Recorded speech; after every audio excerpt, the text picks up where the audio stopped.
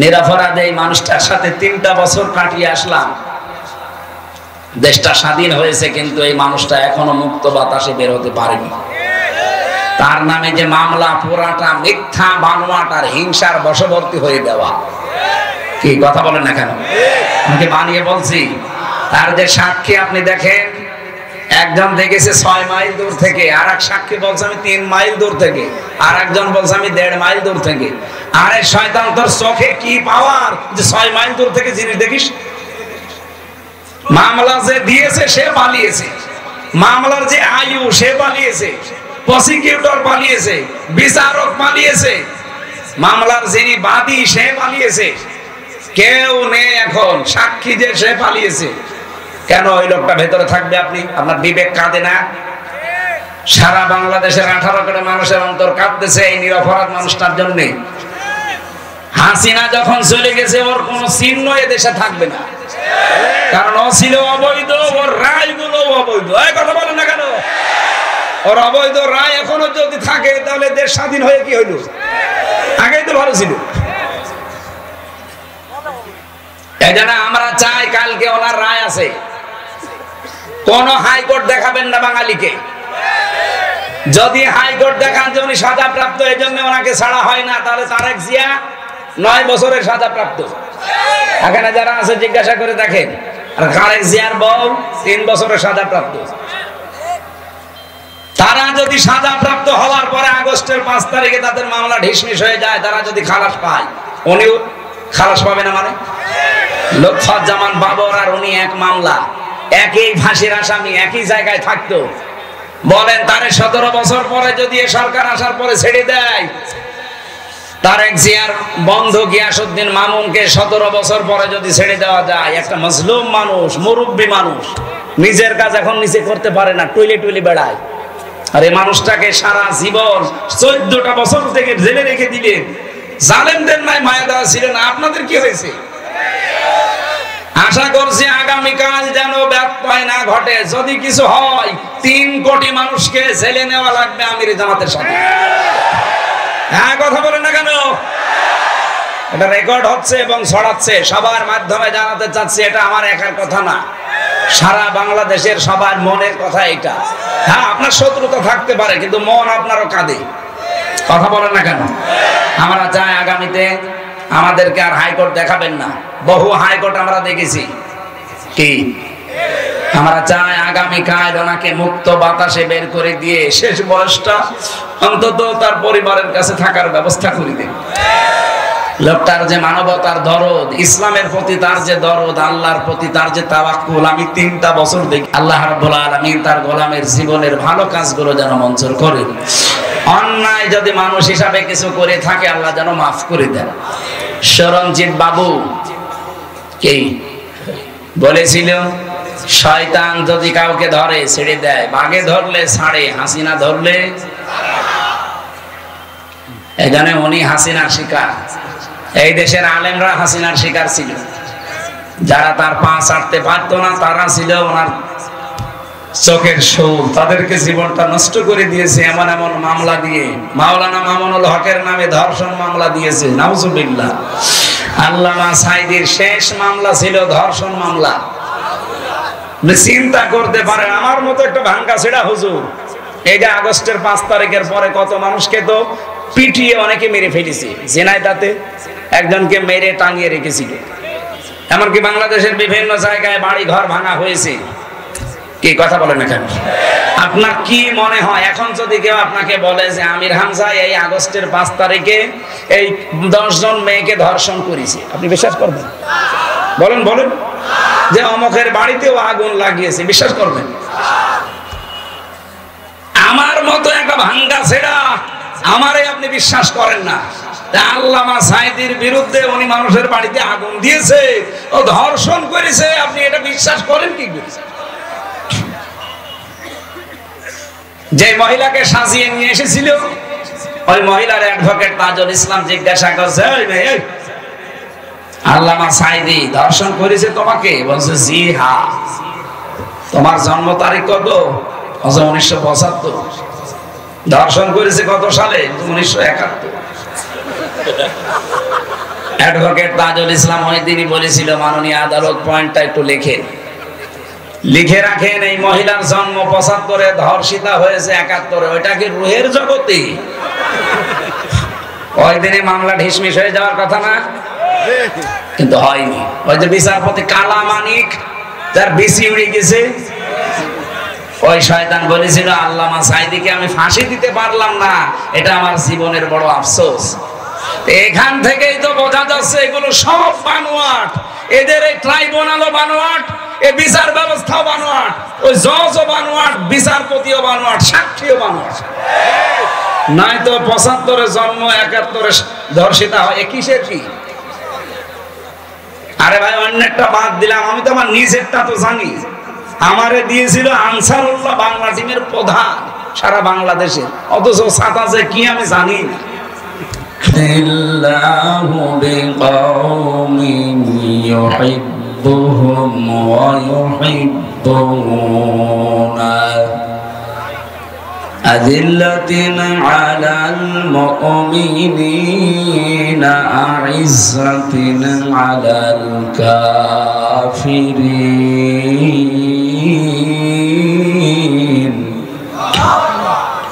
ذلك فضل الله يؤتيه من يشاء يجاهدون في سبيل الله لا يخافون لومة لائم ذلك فضل الله يؤتيه من يشاء والله واسع عليم اللهم صل على محمد وآله وصحبه وبارك وسلم الحمد لله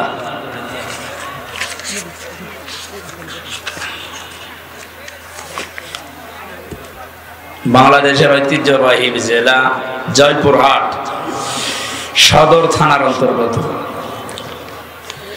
তোলাট ও হাতিগাড়া ঈদগাহ ময়দানে ঐতিহাসিক তাফসীরুল কোরআন মাহফিলের স্বনামধন্য সভাপতি বিশিষ্ট আলেমে দ্বীন যারা মাওলানা আব্দুস সালাম, হাজারো আলেমের উস্তাদ, সারা জীবন জ্ঞানের আলো ছড়িয়েছেন।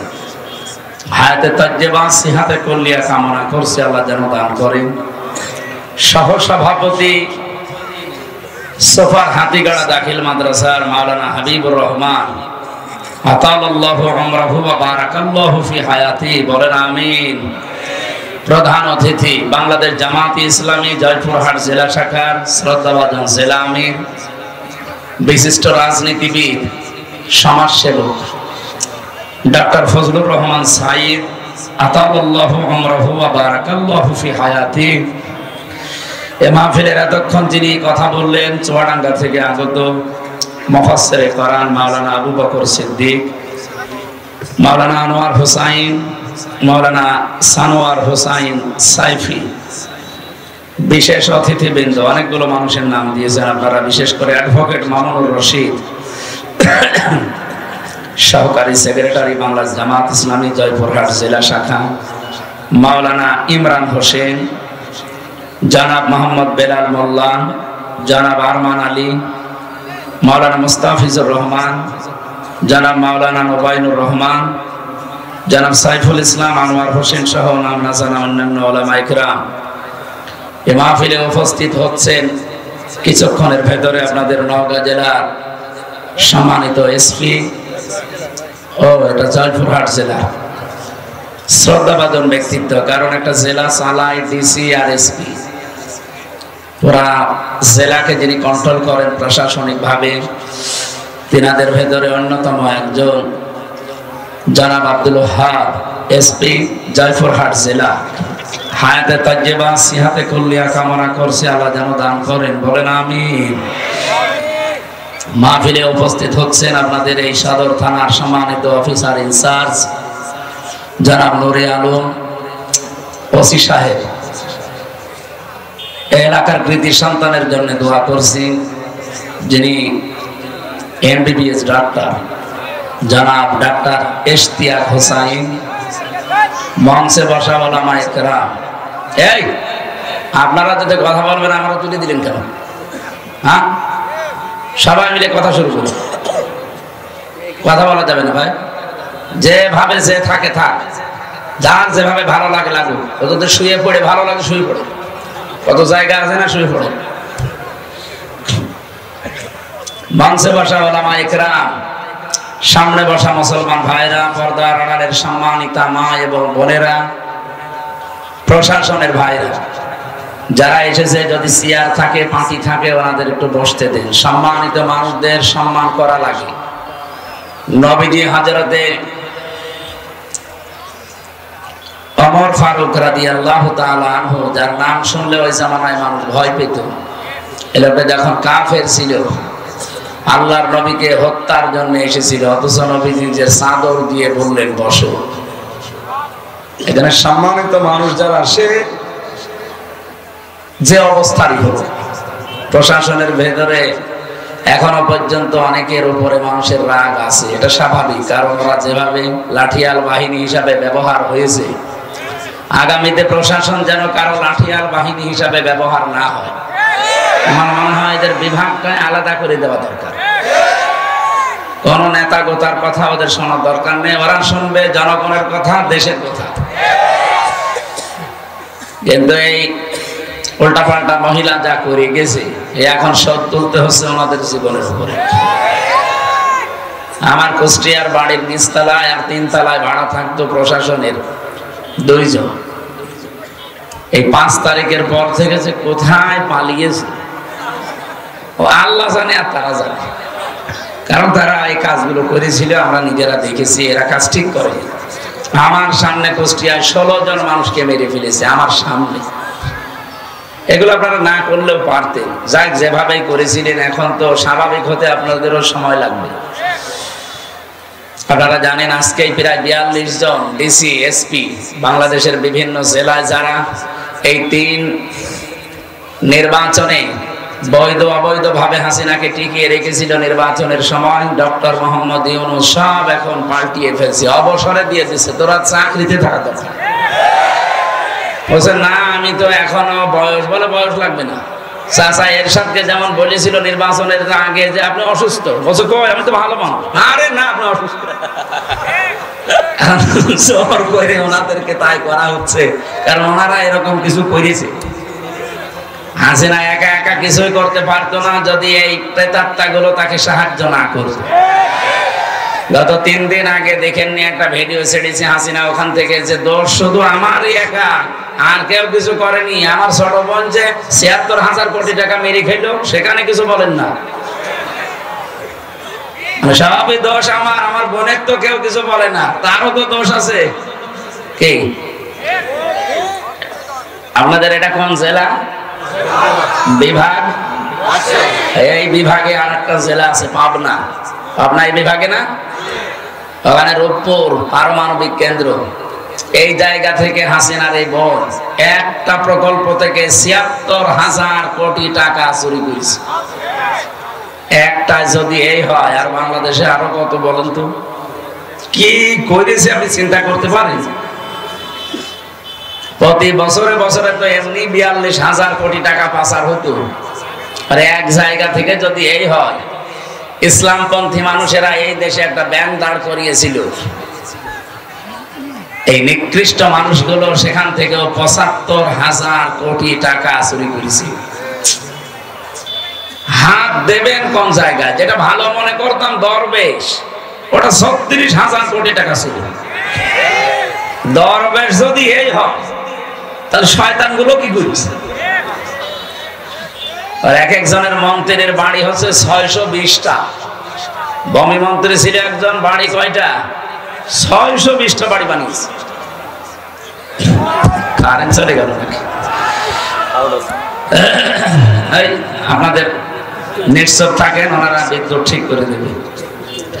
সুবহানাল্লাহ আলহামদুলিল্লাহ লা ইলাহা ইল্লাল্লাহ। যারা রাস্তাঘাটে আছে রহমান সাইদ সাহেব যেটা বলছিলেন যে কোরআনের আইন যদি দেশে জারি হয়, প্রশাসনে এখনো পর্যন্ত অনেকে মনে করছে যে না জানি আবারও আমাদের অবসরে দিয়ে দেয় নাকি বাধ্যতামূলক। না, যারা আছেন যদি সত্যি কোরআনের আইন দেশে চালু হয়ে যায়, আপনাদেরকে দিয়ে এই দুর্নীতি দমন করানো হবে।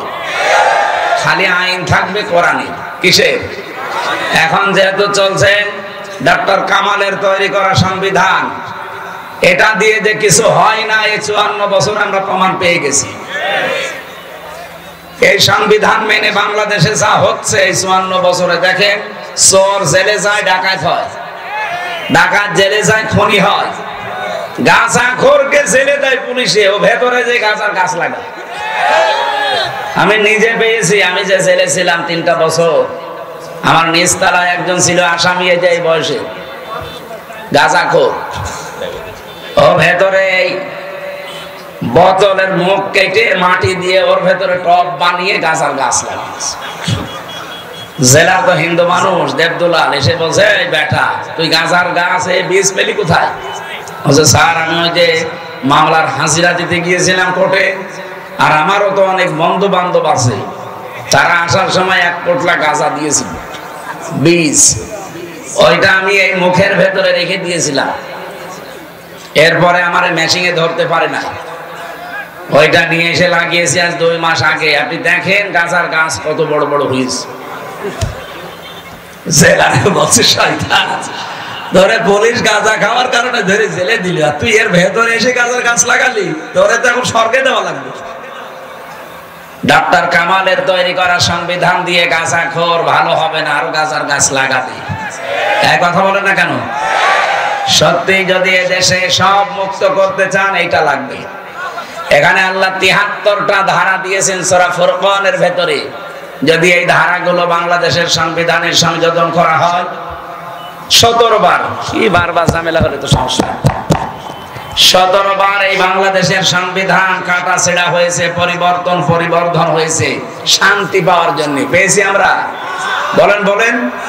এমনকি এখনো এই 3 দিন যা চলছে আপনি দেখতে পাচ্ছেন কি অবস্থা।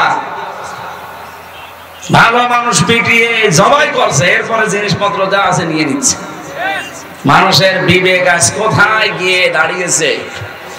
গত পরশুদিন একটা ঘটনা দেখলাম, এই যে ঢাকা থেকে ভাঙ্গা পর্যন্ত যে হাইওয়ে, এখানে একটা বাস উল্টিয়ে যাবার পর একটা লোক তার পা কেটে পড়ে গেছে, হাত কেটে পড়ে গেছে, মানে এমন জায়গায় লেগেছে ধাক্কা, ওর হাত আর পা 2টা কেটে পড়ে গেছে। অনেকগুলো মানুষ মারাও গেছে।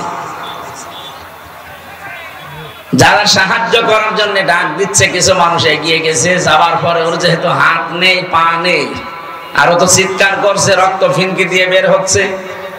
ওই লোকটা যে পকেট থেকে মোবাইলটা নিয়েছে, পকেটে টাকা ছিল কিছু, ওই টাকাগুলো নিয়েছে। ও মনে করছিল যে আমারে মনে হয় ওই লোকটা সাহায্য করবে, বাসের নিচ থেকে টেনে বের করবে, অথচ আমার এই মোবাইল আর টাকা নিয়ে চলে গেল। আপনি বলেন তো মানবতা কোথায় গিয়ে দাঁড়িয়েছে? আর আমার মনে হয় এই ফেব্রুয়ারি মাসের 5 তারিখের পরে সাবেক অবৈধ মেয়র এই জাহাঙ্গীর আলম গাজীপুরে এই শয়তানটাই ঘোষণা দিয়েছে যে আমাদেরকে দিনের বেলা আপনারা চলতে দেন না, রাতেও আপনাদের ঘুমাতে দেব না। এরপর থেকে দেশটা অস্থিতিশীল তৈরি হয়ে গেছে। এরকম যারা আছে, অপারেশন ডেভিল হান্ট চলছে। কি করছেন কি আপনারা? যেখানে থাক পৃথিবীর ওখান থেকে ওরা কবর দেওয়া লাগবে, তাছাড়া এদের শান্ত হবে না। যদিও আজকে থেকে যৌথ বাহিনী আবার চলছে, আরো কড়া হওয়া দরকার আপনাদের। জিহাদ আমরা মনে করে শুধু বোমা মারা না, অন্যায় যেখানে প্রতিবাদ সেখানে, এর নামই জিহাদ।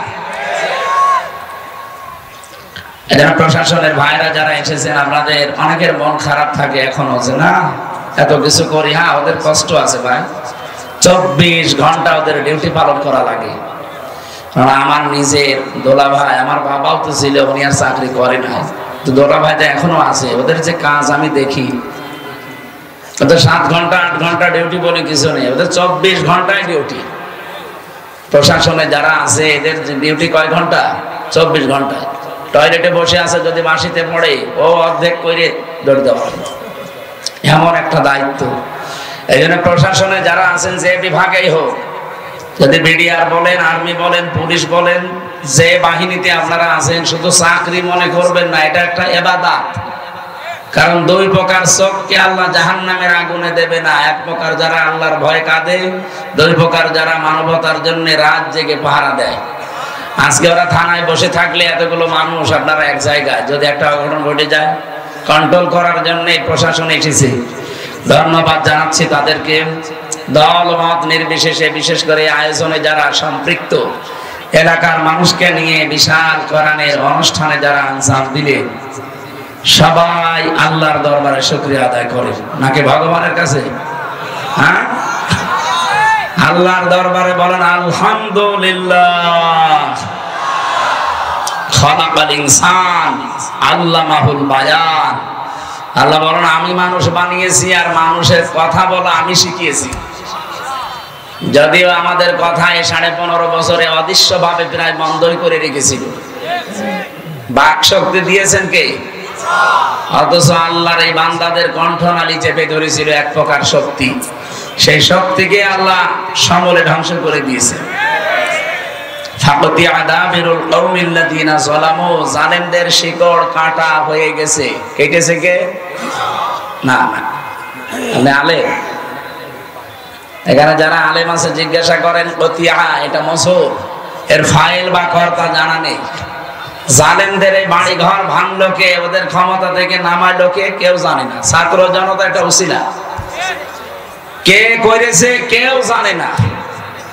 এই জন্য সারা দেশের দিকে তাকান, জালেমদের বাড়ি ঘর। আবার এই ফেব্রুয়ারির 5 তারিখে নতুন করে আরেকটা আযাবুল বুলডোজার গেল। কোন আযাব? আযাবুল বুলডোজার। খালি উস্কানি দেবে, এরকম একটা করে আযাব নাজিল হবে। এই জন্য যারা আছেন পালিয়ে অন্তত আর উস্কানি দিয়েন না, যেটুকু আছে এটুকু আবার হারিয়ে যাবে। এক উস্কানিতে 32-33 হয়ে গেছে। এক কথা বলেন না কেন? আবার দেবেন 34 হয়ে যাবে। এই জন্য আশা করছি ওনারা যেন উস্কানি আর না দেয়, আর আমরাও পাগলের মতো উস্কানিতে যেন পা না দেয়। প্রশাসন কিন্তু এখন আর আগস্টের 5 তারিখের আগে নেই, এখন ফেব্রুয়ারির 24 তারিখ চলছে। কে কথা বলে না কেন? উস্কানিতে পা দিয়ে যদি ওদের গোয়েন্দা নজরে ধরা পড়ে, এমন পিটানো পিটাবে না, পেছনে একেবারে গোপালগঞ্জের মতো লাল হয়ে যাবে। পিটিয়েছিল কিছুদিন আগে, দেখেননি? ওই সময় সন্তান গোপালগঞ্জ থেকে ঢাকায় আসবে, বসে আসলে 300 টাকা, দাঁড়িয়ে আসলে 1000 টাকা। কিভাবে বসবে কায়দা নেই। এজন্য আমরা সতর্ক করছি, আগামীতে কারো ফাঁদে যেন কেউ পা না দেয়। 27টা ষড়যন্ত্র অলরেডি এই আগস্টের 5 তারিখের পরে 6.5 মাসে হয়ে গেছে। 27টা চিন্তা করেছিল ওরা। কোন সময় আনসার লিখ দিয়ে, কোন সময় হেলমেট লিখ দিয়ে, কোন সময় রিকশা লিখ দিয়ে, বিভিন্ন কায়দা করতে করতে এই যে এখন এই 2-3 দিন চলছে আরেকটা। রাখাল রাহানা কি নাম যেন শয়তানের, আমাদের নবীজিকে গালি দিয়েছে। কি কথা বলেন না কেন? এই লোকটার সাহস হয়তো না, ওকে কেউ দিয়ে করাচ্ছে। আর ওকে কে করাচ্ছে আমরা কিন্তু জানি। এই উগ্রপন্থী কিছু দাদা আছেন, তারা এখনো পর্যন্ত বিভিন্ন ছদ্মবেশ নিয়ে দেশে আছেন, আমরা তাও জানি। তাদের ফাঁদে পা দিয়ে দেশটাকে আবার অশান্ত করার চেষ্টায় আছে। বিশ্বের মোড়লদের কাছে দেখাবেন যে বাংলাদেশে দেখেন এই যে জঙ্গি আবার মাথা ছাড়া দিচ্ছে, অথচ এই দেশে যে জঙ্গি নেই তার প্রমাণ আর 7 মাস। এই 7 মাসে একটা জঙ্গি ধরা পড়েছে? কোন জঙ্গি নাটক হয়েছে? হবে কি করে? কারণ জঙ্গির নাটক যে লিখবে সেই তো পালিয়েছে, আর যাদের দিয়ে করাবে তারাও পালিয়েছে। এই জন্য এই দেশে জঙ্গি বলে কিছু নেই। 2-1 জন একটু উগ্র আছে, তারা এই দেশে এখন বাইরে নেই। আমি ভেতরে যে একজনকে পেয়েছিলাম, ও আছে আল্লাহর দলের সভাপতি আব্দুল মতিন। বললাম ভাই আপনি সারা দেশের আল্লাহর দলের সভাপতি, সেক্রেটারি কে? বলছে আমার ছেলে। আমি আমার সভাপতি, ছেলে আমার সেক্রেটারি, সারা দেশে আমার আর কেউ নেই, আমরা বাপ বেটা 2 জন। এই হচ্ছে জঙ্গি। পুরাটা মিথ্যা বানোয়াট ভাবে তৈরি করে নিজেরাই নিজেদেরকে, মানুষদেরকে ধরে নিয়ে 2 মাস 5 মাস 1 বছর ওই মাটির নিচে আয়না ঘরে রেখে দিত। হঠাৎ করে তুলে বলতে যে বিশাল জঙ্গি ধরা পুলিশ। আল্লাহ আমাদেরকে হাতে ধরে বাঁচিয়েছে। জালেমদের শিকড় যেহেতু আল্লাহ কেটে দিয়েছে, এমনকি জালেমদের বাড়ি ঘর পর্যন্ত আপনি তাকিয়ে দেখেন নিশ্চিহ্ন হয়ে গেছে জালেমদের সবগুলো। আমার কুষ্টিয়ার হানিফের বাড়ি মাটির সাথে মিশিয়ে দিয়েছে কে কেউ জানে না। আর এখন মামলা দেবেন কারণ আমি খুঁজেও পাবেন না, কারণ ফাইল কর্তা জানা নেই। যে যেভাবে পারে আমার মনে হয় ফেরেশতারা ভেঙেছে।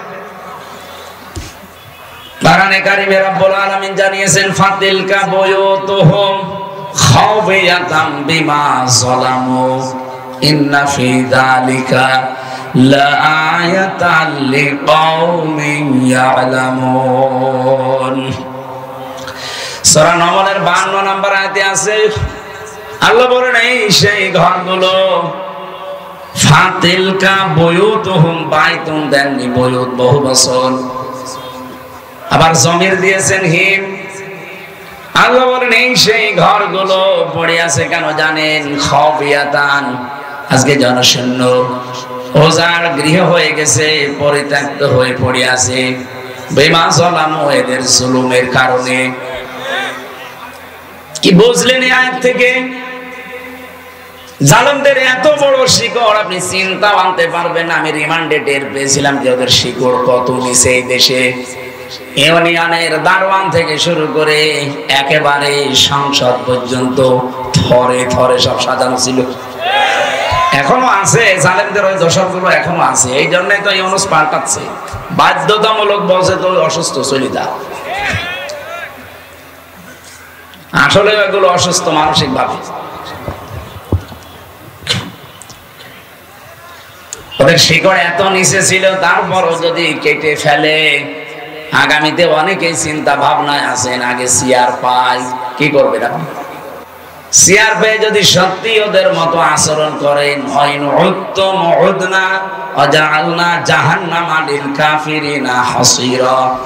সূরা বানী ইসরাঈলের 8 নম্বর আয়াতের শেষের দিকে আল্লাহ জানিয়েছেন, তোরা যদি ওইরকম করিস, ওদের সাথে যা করেছি তোদের সাথে ওইটা করব। ইন্না ফি যালিকা লাআয়াতান লিকাওমিন ইয়ালামুন, লামে তাকিদ। আল্লাহ বলেন অবশ্যই এর ভেতরে শিক্ষা আছে ওই মানুষগুলোর জন্য যারা জ্ঞানী। এজন্য আগামীতে যারা আসবেন, কারা আসবেন আমি জানি না, যারা আসবেন তারা যদি এই জালেমদের মতো আচরণ আরম্ভ করেন, আল্লাহর কসম আপনাদের কেউ বাড়িঘর 5 বছর পরে উজাড় গৃহ হয়ে যাবে। বলেন বলেন, আপনাদের বাড়িঘর শ্মশান বানিয়ে দেবে কে? না, আপনাদের তো বোঝাতে পারলাম, কতিয়া বললাম ফাইল কর্তা জানা নেই, দেবে কে কেউ জানে না। এই জন্য আচরণ ঠিক করে। অনেক মানুষ দেখতে পাচ্ছে আগস্টের 5 তারিখের পর থেকে যা আরম্ভ করেছেন, জনগণ কিন্তু এখন খুব সচেতন। এরা কিন্তু অলরেডি বুঝে ফেলেছে। এক কথা বলেন না কেন? বদরউদ্দিন ওমর নাম শুনেছেন এই লোকটা? আজকে একটা সাক্ষাৎকার দিয়েছে। উনি জানাচ্ছে বাংলাদেশ জামাত ইসলামীকে যে দোষ দেওয়া হয়, উনি একজন মুক্তিযোদ্ধা। উনি বলছে যে দোষ দেওয়া হয় এটা পুরা হিংসা করে আর মিথ্যার উপরে ভিত্তি করে। এই জন্য আমার বানানো কথা না, আপনি ওনার কাছে জিজ্ঞাসা করেন কেন এই কথা বললো। একটা মানুষের হিংসার বশবর্তী হওয়ার কারণে এই দেশে 18 কোটি মানুষ আমরা জিম্মি ছিলাম, বিচার ব্যবস্থা পর্যন্ত। আমি নিজে তো ভিকটিম, নিজে টের পেয়েছি। 3টা বছরে মামলা আমার 30 বারের উপরে উঠেছিল, সিএমএম কোর্ট, জজ কোর্ট, হাইকোর্ট মিলে, কিন্তু না হয়নি। অথচ ওরা সারা দেশে কি বলতো যে বিচার ব্যবস্থা স্বাধীন। এই স্বাধীন ঠনকো একটা মামলা দিয়েছিল আমার মনে হয় 3 দিন পর আমার বের হওয়ার কথা, অথচ 3 বছরে আমার বের হতে দিলেন না। আমার বিচার ব্যবস্থা স্বাধীন। ওই মামলায় আগস্টের 5 তারিখের পরে তুলেছিলাম, শুধু জামিন না, একেবারে মামলা ঢিসমিস করে দিয়েছে আদালত। জিজ্ঞাসা করতে গেলাম একবার যে মাননীয় আদালত, এইটা তো আপনার কাছে ছিল এতদিন, তখন তো কিছু করলেন না, আর এখন একেবারে মামলা জামিন না খারিজ করে দিলেন সব। এইটাই বলতো যে হুজুর আমার কিছু করার ছিল না, আমার হাত বাঁধা ছিল। কি ছিল? এটা যে হাত বাঁধা ছিল আমি জেলে যাওয়ার 11-12 দিনের মাথায় বুঝতে পেরেছিলাম। আমার যে 164 নিয়েছিল ম্যাজিস্ট্রেট, উনি পুরাটা মিথ্যা কথা লিখে আমারে বলছে আপনি সই করেন, আপনি 3-4 দিন পরে বের হয়ে চলে যাবেন। আমি আর 164 এর সময় বসতাম না। পরে দেখি সব রাষ্ট্রের বিরুদ্ধে, আকিস গ্রুপের বিরুদ্ধে, জামাত ইসলামের বিরুদ্ধে লিখেছি, লিখে সই করে নিয়ে ওটা নাকি 164 আমার নিজের জবান বন্দি, ওইটা অথচ একটা কথা আমার না। পরবর্তীতে আমি ডিনাই পিটিশন দিয়েছিলাম, কিন্তু কিছুই হয়নি, কারণ ওই যে বিচার সব ওদের হাতে। যেহেতু 5 তারিখের পরে ওই জজ সে নিজেই বলছে যে এখন আমার হাত খোলা আছে, আমি এখন অন্তত ন্যায় বিচার করতে পারি। আমিও আপনার মতো জিম্মি ছিলাম। যে ম্যাজিস্ট্রেট আমার এই মিথ্যা কথাগুলো লিখে সই করে নিয়েছিল, আমি জেলে যাওয়ার পরে দেখি ও ভেতরে ঘুরছে। কি গো এখানে? বলছে হুজুর আমার বউ যৌতুক মামলা দিয়েছে। ঠিক করেছে শয়তান। বলছে হুজুর আমারে গালি দিয়েন না, বদদুয়া দিয়েন না, দোষ আমার না, আমার হাত বাঁধা ছিল, আমারে যা বলেছে আমি তাই করেছি। এরকম মানুষ দেশে ছিল না? ছিল না? সব জায়গায় এগুলো ছিল, খালি একজনের হাত খোলা ছিল। কার? বলছে আল্লাহ। আল্লাহ তো হাত খোলা আছে, একজনের হাত খোলা ছিল। কার? হাসিনা। আর বাকি যত হাত এই দেশে সব ডাইরেক্ট ইনডাইরেক্ট বাঁধা ছিল, এমনকি কাওয়া কাকুরও হাত বাঁধা। আপনি কি মনে করতেন কাওয়া যা বলে নিজের কথা বলে? না, ওর পেছনে কাওয়াকে যা বলতে বলে কাওয়া তাই বলে। ওই যে হাসাও মাহমুদ, যেটা ও যে যা বলতো নিজের কথা না, ওরে যা বলতে বলতো ইন্ডিয়া তাই বলতো। কি কথা বলছেন? তথ্য মন্ত্রণালয়ের দায়িত্ব দিয়েছিল ওরে। আপনি চিন্তা করতে পারেন, এই যে মাইক্রোসফট রিপোর্ট দিয়েছে কিছুদিন আগে, সারা বিশ্বের 257টা রাষ্ট্র সবচাইতে বেশি মিথ্যা তথ্য প্রচার করে ইন্ডিয়া। তামাম দুনিয়ায় 257 রাষ্ট্রের 1 নম্বরে এরা। আর তাদের প্রেসক্রিপশন নিয়ে চলতো এই হাসাও মাহমুদ। এজন্য ওর কথা 100টা মিথ্যা। মানুষের তো 100টার 98টা মিথ্যা হয়, ওর 100টাই মিথ্যা। আজকে যে কোন গর্তে লুকিয়ে আছে জানি না, ভিডিও ছেড়েছে আজকে, দেখেছেন না? কোন জায়গায় আছে আমি জানি না, ওখান থেকে বলছে 21-এর চেতনা আমরা চাই, জয় বাংলা। আরে সামনে এসে বল, অপারেশন ডেভিল হান্ট চলছে শয়তানের খোঁজে, তোর মতো শয়তান খুঁজতেছি। এক কথা বলো না কেন? এই জন্য আমরা চাচ্ছি কারো জবান যেন আর বন্ধ না থাকে, কারণ জবান হাসিনার দেওয়া না, জবান কার দেওয়া? আল্লাহর দেওয়া জবান। আর কেউ যেন সামনে এভাবে চেপে ধরতে না পারে। ওয়ালাকাদ কাররামনা বানি আদম, বনি আদমকে আমি সম্মান দিয়েছি। এদিকে তাকান, আল্লাহ কি বলেছে আমি মুসলমানকে সম্মান দিয়েছি? না, মানুষ যারা তারা হিন্দু মানুষ না, বলেন না কেন? এই জন্য হিন্দু ভাইরা এসেলায় যদি থাকেন আশপাশে, আপনারা নিজেদেরকে ছোট মনে করবেন না। আমিরে জামাত ডক্টর শফিকুর রহমান হাফিজাহুল্লাহ, উনি অলরেডি আগস্টের 5 তারিখে কিন্তু ওপেন ঘোষণা দিয়েছেন এদেশে সংখ্যা গুরু বলে কিচ্ছু নেই, যা আছি আমরা সব সমান। আমরা 96% মুসলমান, এটা ঠিক আছে। আপনারা 4% তাতে কি? আমার যা অধিকার এই দেশে জন্ম নিয়ে, আপনারও তাই অধিকার। কিন্তু যারা উগ্র, যারা সন্ত্রাসী, যারা নিষিদ্ধ, তাদের অধিকার নেই, কারণ তাদের তো নিষিদ্ধ করেই দিয়েছে রাষ্ট্র। আপনারা নিষিদ্ধ করেছিলেন একটা মাসলুম সংগঠনকে, আল্লাহ নিজে অ্যাকশন নিয়ে 5 দিনের মাথায় আপনাদেরকে নিষিদ্ধ করে দিয়েছে। কথা বলো না কেন? এই জন্য এটা রেকর্ড হচ্ছে তো, সারা দুনিয়া এখন চলছে। সবাইকে উদ্দেশ্য করে বলছি, আল্লাহ মানুষকে সম্মান দিয়েছেন। নবীজি মসজিদে নববীতে বসে আছেন, একটা লাশ যাচ্ছিল, বিশ্বনবী দাঁড়িয়ে গেলেন। সাহাবীরা বলে হুজুর দাঁড়াবেন না, ইহুদির লাশ। বিশ্বনবী বলে ইহুদির লাশ, তাতে কি হয়েছে, তো আল্লাহর বান্দা। এই জন্য অন্য ধর্মের ভাইরা, আপনারা ইসলামকে কি মনে করেন আমি জানি না, আপনি একটু ইসলামের কাছে আসেন, দেখেন এর সৌন্দর্য কত উন্নত। কয়েকদিন আগে এক বিসিএস ক্যাডার অধ্যাপক, ওনাকে বলেছিলাম স্যার আপনার ইসলাম ধর্ম গ্রহণ করা লাগবে না, আপনার মুসলমান হওয়া লাগবে না, যদিও আমাদের ধর্মে কোনো বাড়াবাড়ি জোর জবরদস্তি বলেন না কেন, জোর জবরদস্তি থাকলে দেশে 4 ভাগ হিন্দু থাকতে পারে? বলেন বলেন, কবে পিটিয়ে মুসলমান বানিয়ে ফেলতাম না? কিন্তু আমাদের ধর্মেই তো এটা নেই যে বাড়াবাড়ি করা, বলেন না কেন? জোর জবরদস্তি কারো উপরে করা, লা ইকরাহা ফিদ্দিন লাকুম দীনুকুম ওয়ালিয়া দীন, যার যার ধর্ম শেষে পালন করবে, কোনো অসুবিধা নেই। ইসলাম যদি সত্যি দেশে আসে, অন্য ধর্মে যারা আছেন তাদেরকে আমরা গ্যারান্টি দিতে পারি, আমির জামাত ডক্টর শফিকুর রহমানের এই কথার সূত্র ধরে, যে এই দেশে সবচাইতে বেশি নিরাপদে থাকবে এই সংখ্যালঘু যারা, তারা।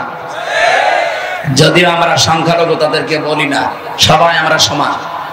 এই জন্য আপনাদেরকে জুজুর ভয় দেখাচ্ছে, বিশেষ করে মেয়েদেরকে। মা বোন যারা এসেছেন, যারা আপনাদের বলে যে ইসলাম আসলে ঘরবন্দি হয়ে যাবেন, 4 দেওয়ালের মাঝে তালাবদ্ধ হবেন না, মিথ্যা কথা। এই জুজুর ভয় আপনি শুনবেন না। ইসলাম আসলে আপনি সবচাইতে বেশি অধিকার পাবেন, কারণ এই কোরআনে আপনাদের যে অধিকার আল্লাহ দিয়েছেন, রাসূলুল্লাহ দিয়েছেন, পৃথিবীর কোন ধর্ম এটা দিতে পারেনি। 4,500 ধর্ম এখন দুনিয়ায়, বলেন বলেন, 4,500। কোন ধর্মে মেয়েদের এত অধিকার দেওয়া হয়নি যত অধিকার আল্লাহ ইসলামে দিয়েছেন। সুবহানাল্লাহ বলতে পারেন না? আর ওইটা যদি কায়েম হয় কি হবে আপনি টের পাচ্ছেন? আমরা তো ওইটা চাচ্ছি। আল্লাহ যেন চর্ম চোখে ওইটা দেখে মরার তৌফিক দেন, বলেন আমিন। আমি আবার স্মরণ করাচ্ছি, যারা উস্কানিতে পা দিচ্ছেন, কারো উস্কানিতে পা দেওয়া যাবে না। দেশটা শান্ত থাকতে দেন। আজকে রাতের ঘোষণা যা পাচ্ছেন, যদি সত্যি ঘূর্ণ অক্ষরও জানতে পারে আপনি দেশের বিরুদ্ধে, এই দেশের যৌথ বাহিনী কিন্তু নেমে পড়েছে, আপনাকে আস্ত রাখবে না। আর একবার যদি 4 দেওয়ালের মাঝে যান না, কোনো বাপও আপনাকে বাঁচাবে না। গত পরশুদিন আওয়ামী লীগের একজন গোপালগঞ্জ টঙ্গী পাড়ায় বাড়ি, ওনার এই অপারেশন ডেভিল হান্ট ধরা পড়েছে। ওনার গ্রামের একজন মনে হয় ওনার দোলা ভাই হবে। আমি ওই সময় যশোরে ছিলাম। আমার বলছে, হুজুর আপনি একটু সুপারিশ করে যেন আমার দোলা ভাইরে ছেড়ে দেয়। আমি বলছি কি করতো? মানে আওয়ামী লীগের নেতা। রে শয়তান, ওই নাম বলে আমি মার খাবো। আগে এই শব্দটাকে ইসলামপন্থীদের বিরুদ্ধে ওরা লাগিয়েছিল। এই কথা বলে না কেন? কেউ যদি এই দেশে ইসলামপন্থী যারা, বিশেষ করে জামাত ইসলামী, ইসলামী ছাত্র শিবির, ইসলামী ছাত্রী সংস্থা, এদের যদি কেউ ধরে নিয়ে যেত, আর যদি কেউ পরিচিত মানুষকে বলা হতো ভাই একটু বলেন মামলা যেন একটু হালকা করে দেয়, শিবিরের জামাতের ওর নাম বলে আমার পদ হারাবো?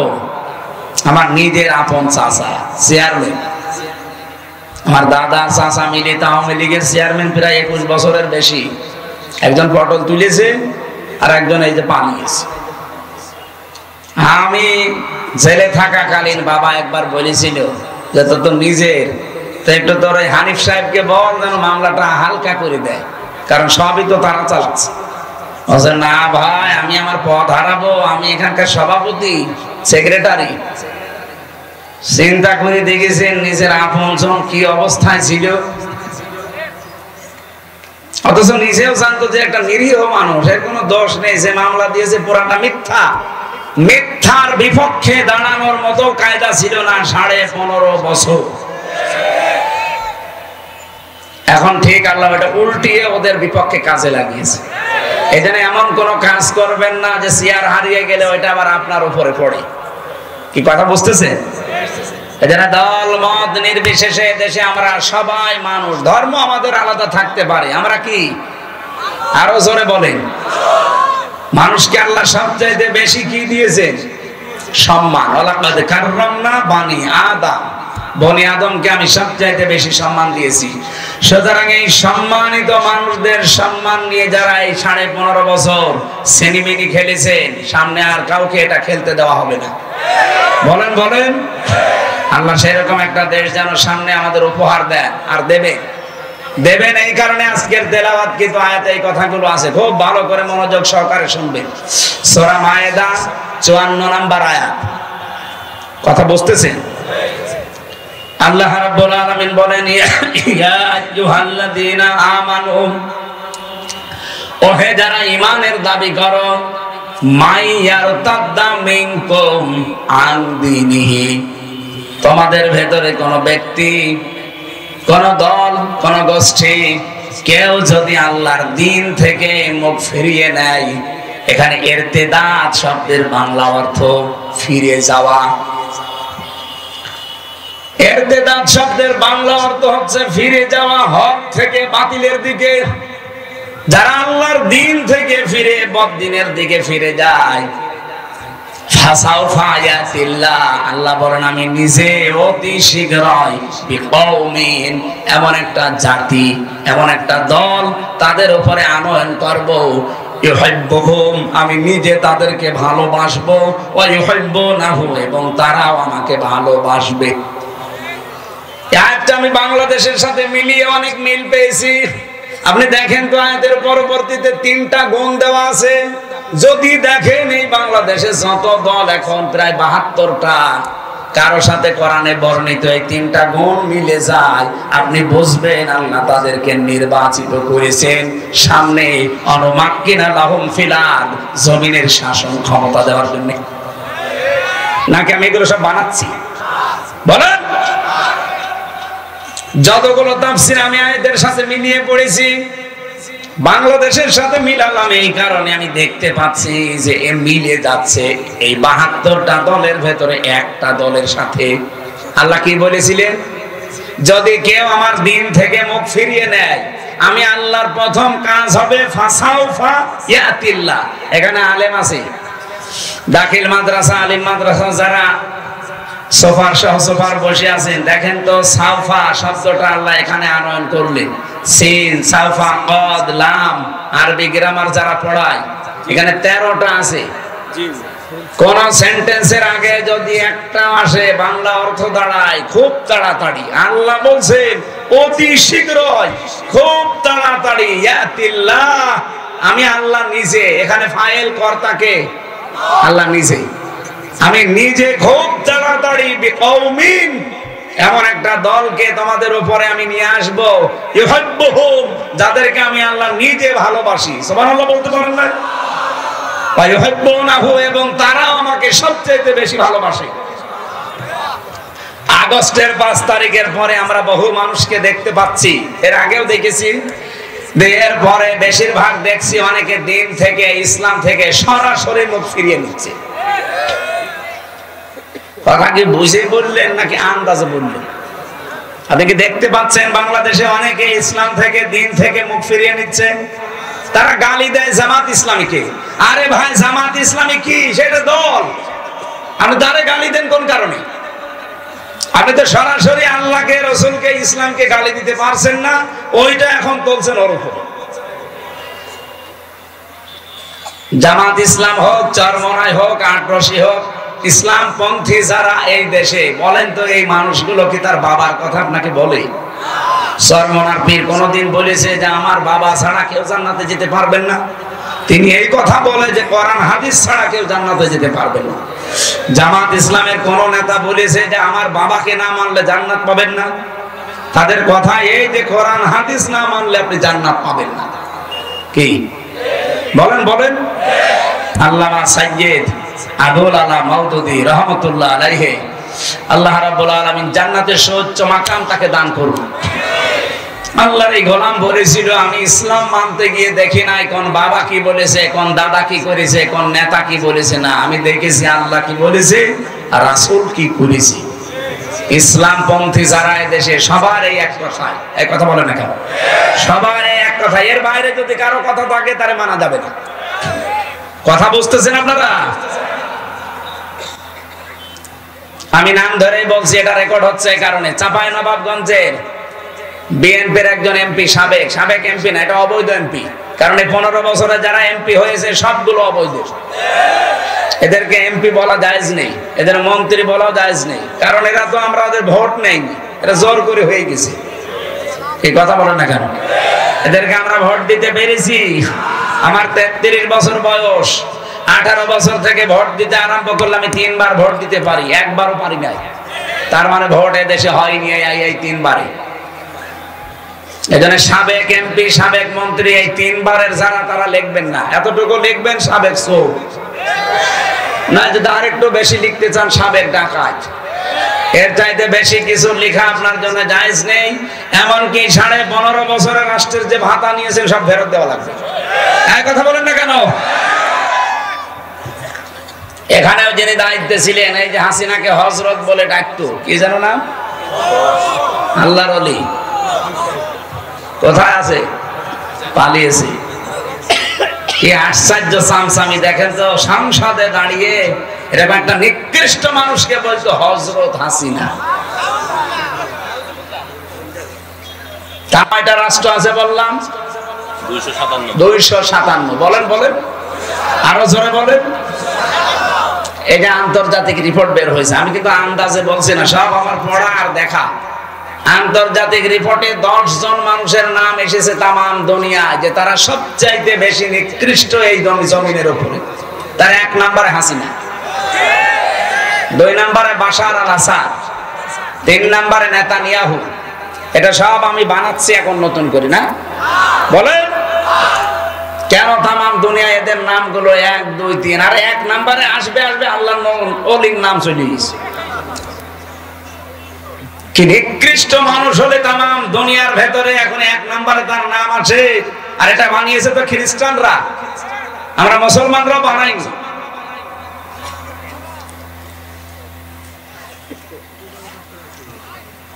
তামাম দুনিয়ায়, শুধু বাংলাদেশে না, তামাম পৃথিবীর ভেতরে একেবারে নিকৃষ্ট মানুষ এখন যত মানুষ দুনিয়া এখন জীবিত আছে তাদের ভেতরে 1 নাম্বার উনি। কি করেছে আপনি চিন্তা করতে পারেন? এটা বের হয়েছে এই যে জাতিসংঘ যে আয়না ঘরের রিপোর্ট দিয়েছে গুমের, এরপরে কি যে ভয়াবহ আশ্চর্য জায়গা এটা। আমি তো মিনিটায় ছিলাম 10 দিন, আর যারা বড়টাই ছিল বিগটা, এই যে ব্যারিস্টার আমান আজমি ভাই সহ, এই যে হম্মাম কাদের চৌধুরী, সালাউদ্দিন কাদের চৌধুরীর সন্তান, এরা যারা ছিল এরা যে কত কঠিন।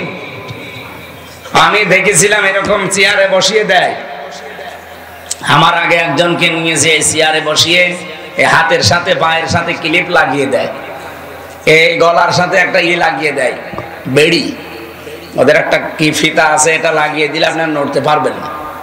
মুখটা তো কালো কাপড় দিয়ে বেঁধে দেয়, হাত বাঁধা, পা বাঁধা, মাথা বাঁধা, আপনি নড়বেন কি করে? তখন একবার টিপ দেবে সুইচে, চেয়ার আপনার 1 মিনিটে 120 বার ঘুরবে। 1 মিনিটে যদি 120 বার হয়, সেকেন্ডে কয়বার? বলেন বলেন। আপনি চিন্তা করতে পারেন মাথার ভেতরে কত সূক্ষ্ম জিনিস আল্লাহ দিয়েছে। ফ্রন্টাল লব আছে, অক্সিপিটাল লব আছে, প্যারাইটাল লব আছে, মোটর কর্টেক্স আছে, সেন্সরি কর্টেক্স আছে, কত সেন্সরি জিনিসগুলো আল্লাহ দিয়েছেন মাথার ভেতরে। আর 1 মিনিটে 120 বার পাঁচ দেবে, আপনার মাথা থাকবে? 1 মিনিট পরে মনে হবে আমি 4-5টা দুনিয়া দেখতে পাচ্ছি। হাত তো বাঁধা এভাবে ক্লিপ দিয়ে, এমন একটা মেশিন আছে ওদের কাছে, হাতের সাথে পায়ের সাথে লাগিয়ে দেয়, একটা টিপ দেবে, একবারে নখগুলো সব খুলে চলে আসবে। নখ খুলে ফেললেও তো হয়, ওর উপর আবার লবণ ছিটিয়ে দেয়। আপনার বিশ্বাস হচ্ছে না? আমি নিজে তো ফেস করেছি এগুলো। হয় যে পুলিশ দাঁড়িয়ে আছে, জিজ্ঞাসা করে, এই ছিল দেশ। আর বলে আমি কি করেছি যে আমার পালানো লাগলো। আপনার এখনো মনে হচ্ছে না যে কি করেছেন? এদিকে আসেন, আপনাকে রেখে দিই ওখানে। আপনার তো 14 বছর থাকবে না, আপনি খালি 14 দিন থাকবেন ওই মাটির নিচে ঘরে। 14 দিন থাকলে আপনি এমনি মরে যাবেন। কত মানুষকে আমার সামনে দিয়ে লাশ বের করে নিয়ে চলে গেছে, বলে যে ও মরে গেছে। না, মরে নিয়ে চিন্তায় মরে গেছে। এমন কঠিন ভয়ঙ্কর জায়গায় ওরা রেখে দিয়েছিল। আমার মনে একটা ভাঙ্গা ছেড়া মানুষকে 3টা বছর সেলখানায় দিলেও তো হতো, দিয়েছে ফাঁসির কন্ডেম সেলে, কবর সেলে। শয়তানরা 24 ঘন্টা তালা লাগানো, আবার সিসি ক্যামেরা দেওয়া, কেউ যেন আমার সাথে কথা না বলে। একদিন এক হিন্দু কারারক্ষীরে বললাম যে ভাই, সব সময় তো তালা লাগিয়ে রাখেন, একটু বই দেন, বই পড়ি। ও শয়তান বই নিয়ে এসেছে বঙ্গবন্ধুর আত্মজীবনী। এটা পড়ে কি কখন? পরের সপ্তাহে বছর ভালো বই দেবো, ভালো বই নিয়ে এসেছে বঙ্গবন্ধুর ছেলেবেলা। আরে ভাই আপনি কি আর বই পান না? কি বই নিয়ে আসেনি? পরের দিন নিয়ে এসেছে বঙ্গবন্ধুর সিন সফর। হুজুর লাইব্রেরিতে এছাড়া আর বই নিয়ে। আমি বললাম লাইব্রেরিতে খোঁজ করবেন, আমার ফাঁসি চাই, মতিয়ার রহমান রেন্টুর লেখা এই বই আছে। হুজুর ওই বই পড়তে নেই, ওইটা নিয়ে আসে। আমি মেজর ডালিম বলছি এই বই পান না। পরের সপ্তাহে একটা পেলাম, কারারক্ষী আশরাফুল, মুসলমান। ওরে বললাম যে ভাই আপনি আমার জাতি ভাই, যেটা আগে আসতো ও তো আর আলেম সালেম বোঝে না, ওর কাছে সব সমান। তা আপনি তো মুসলমান, আপনি যদি পারেন তো এটিএম আজহারুল ইসলাম আছে, ওই যে হিমেল বিল্ডিং এ থাকে, আপনি একটু যে বলবেন যে হামজা আপনার কাছে তাফসির আর বই চেয়েছে।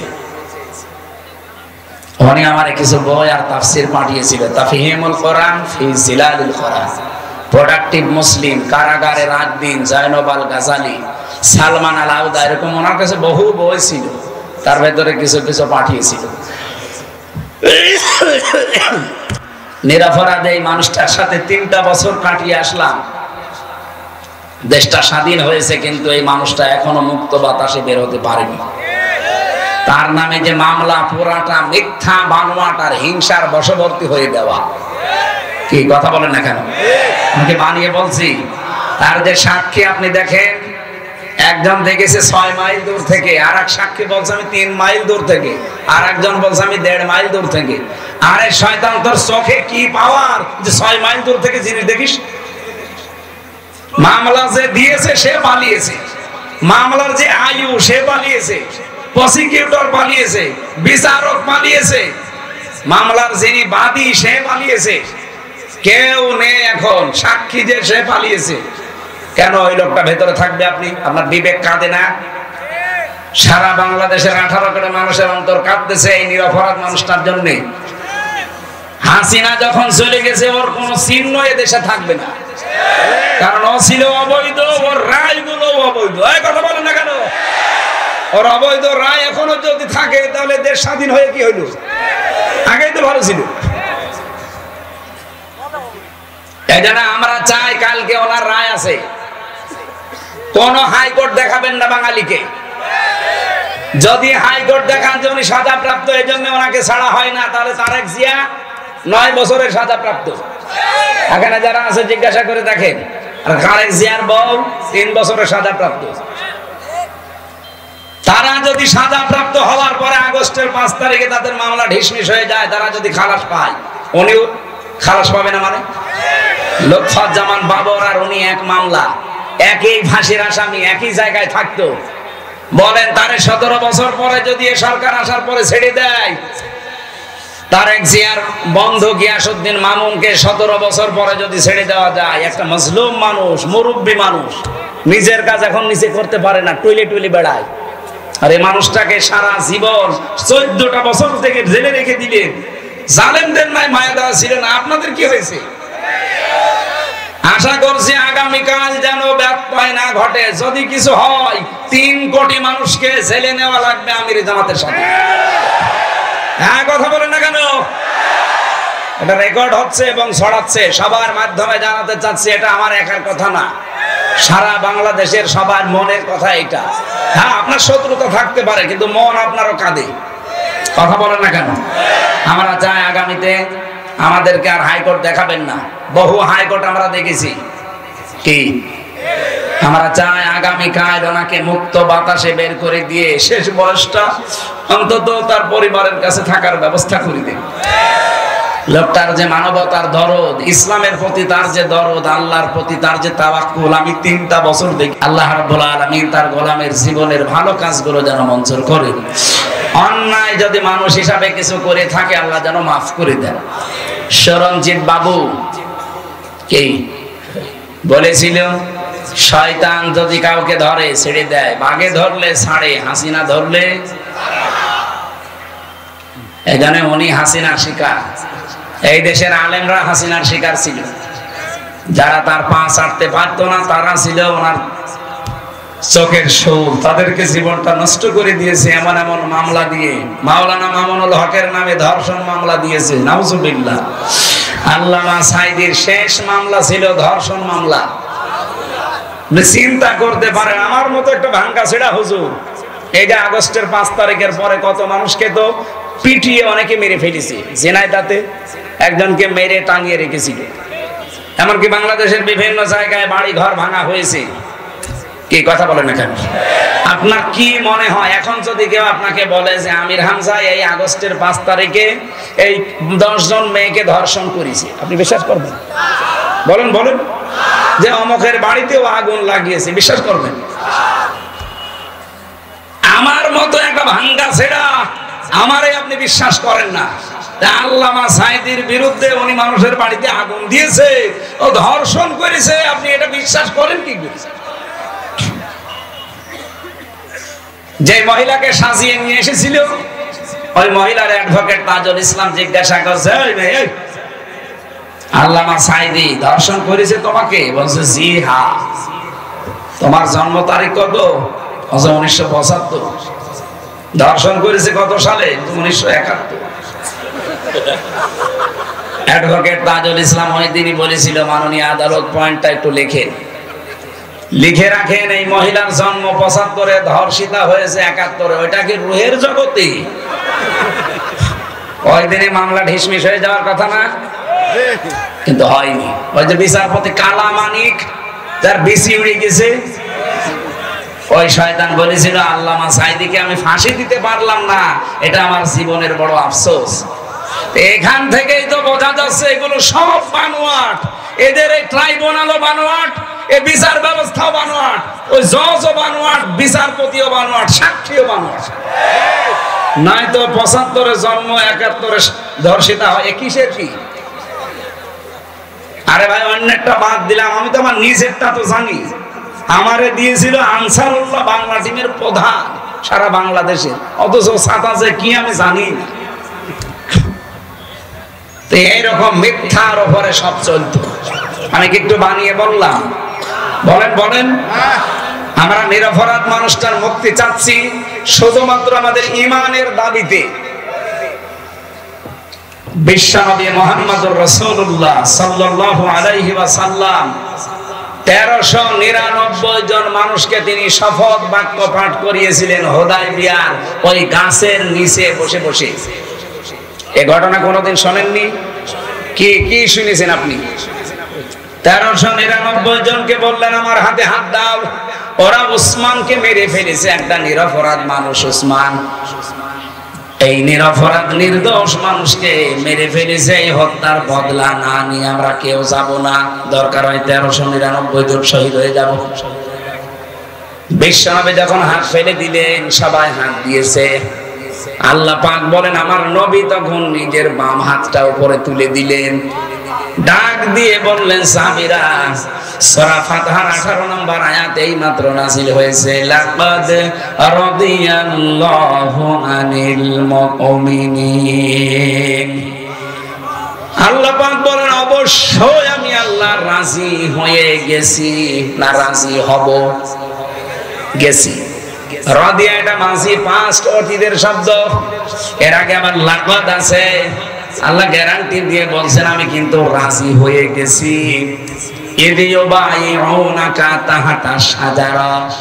এই গাছের নিচে যারা আপনার হাতের উপরে হাত দিয়া শপথ বাক্য পাঠ করছে, নিরপরাধ এই মানুষের হত্যার বিচার না করে আমরা দেশে যাব না। আমি আল্লাহ এত বেশি খুশি হয়েছি কারণ এই কথাটা ফালিমা মাফি কুলুবিহিম, ওদের যা কথা এটা ওদের কলবের কথা, ওদের মনের খবর আমি আল্লাহ ওই সময় জানি। ফানজালাস সাকিনাতু আলাইহিম, আমি আল্লাহ তাদের উপর আমার সাকিনা নাযিল করলাম, প্রশান্তি নাযিল করলাম। ওয়াসাবাহুম ফাতাহান করিবা, তাদের জন্য একটা নিকটবর্তী বিজয়ের সুসংবাদ দিলাম। ও জয়পুরহাটবাসী, আমি শুধু বলার জন্য বলছি, শোনার জন্য শুনবেন তা না। এখান থেকে শিক্ষা কি? সাহাবা কেরাম ওই দিন 2টা ফরজ লঙ্ঘন করেছিলেন, একটা রোজা আর একটা হজ। নবীজি বললেন ইহরামের কাপড় খুলে ফেলো, পরবর্তীতে হজ আবার করে নেব। রোজা রেখেছো, রোজা ভেঙে ফেলো, আবার রোজা করে দেব।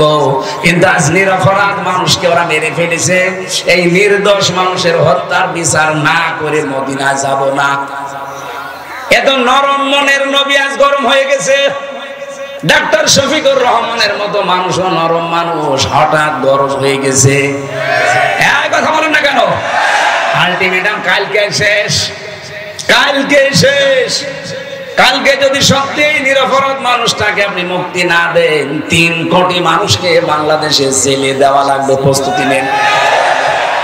কোথায় পাবেন জেলখানা? বাংলাদেশে যতগুলো জেল আছে সবচাইতে বেশি যদি মানুষ আটকিয়ে রাখেন 1,10,000 মানুষ আটবে, এরপর আটবে না। তবে 3 কোটি মানুষ রাখবেন কোথায়? সুতরাং দেশটা যেন অশান্ত না হয়ে যায়, এই ছোট্ট বিষয়টাকে বড় করে না দেখে তাড়াতাড়ি কালকে ওনারে মুক্ত বাতাসে ফিরিয়ে দেন। হ্যাঁ, কথা বলেন না কেন? নবীজি যখন বাম হাত দিলেন, সাহাবী জিজ্ঞাসা করলেন, হে নবী, বাম হাতটা কিসের? আল্লাহর নবী বললেন, আজকের এই শপথ অনুষ্ঠানে আমার আল্লাহ রাজি হয়ে গেছে এই 1399 জন সবার উপরে। আমার উসমান এখানে নেই, ওসমানের উপরও আল্লাহ তো রাজি হওয়া লাগবে, এই জন্য বাম হাতটা তুলে দিলাম, এটা আমার উসমানের হাত। বাংলাদেশে 18 কোটি মানুষ কিন্তু রাস্তায় অলরেডি নেমে পড়েছিল এই বিক্ষোভ মিছিলে। আপনি দল মত ওখানে পাননি। আমি তো কুষ্টিয়ায় দেখলাম লক্ষ লক্ষ মানুষ রাস্তায়, এখানে দল মত নেই। সবাই আল্লাহর কোরআনের আয়াত বিশ্বাস করে এই নিরপরাধ মানুষটার মুক্তির জন্য রাস্তায় নেমেছিল।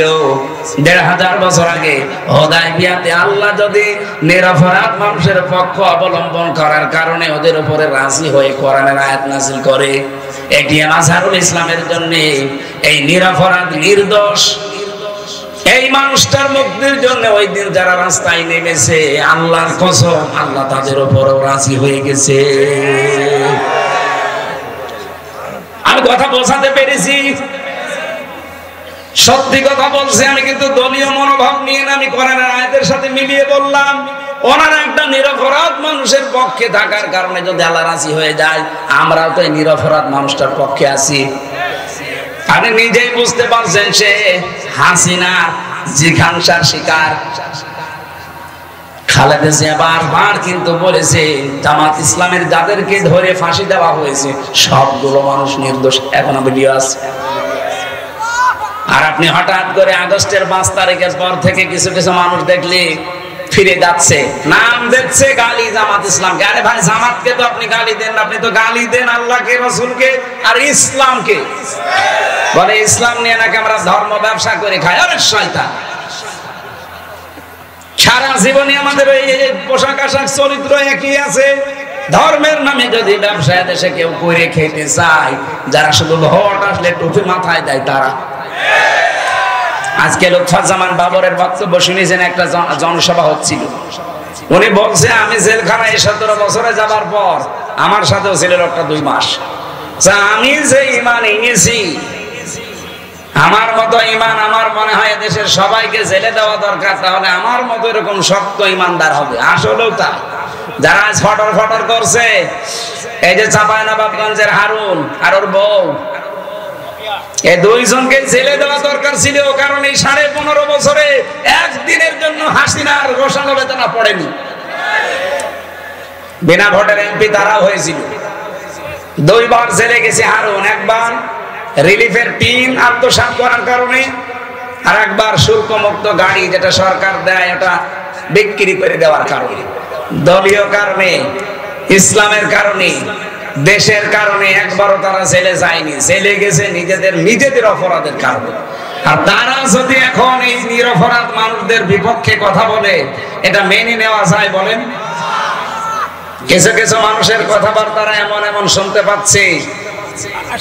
এখানে যারা দায়িত্বে আছেন বড় বড়, আপনারা মাজলুম মানুষ।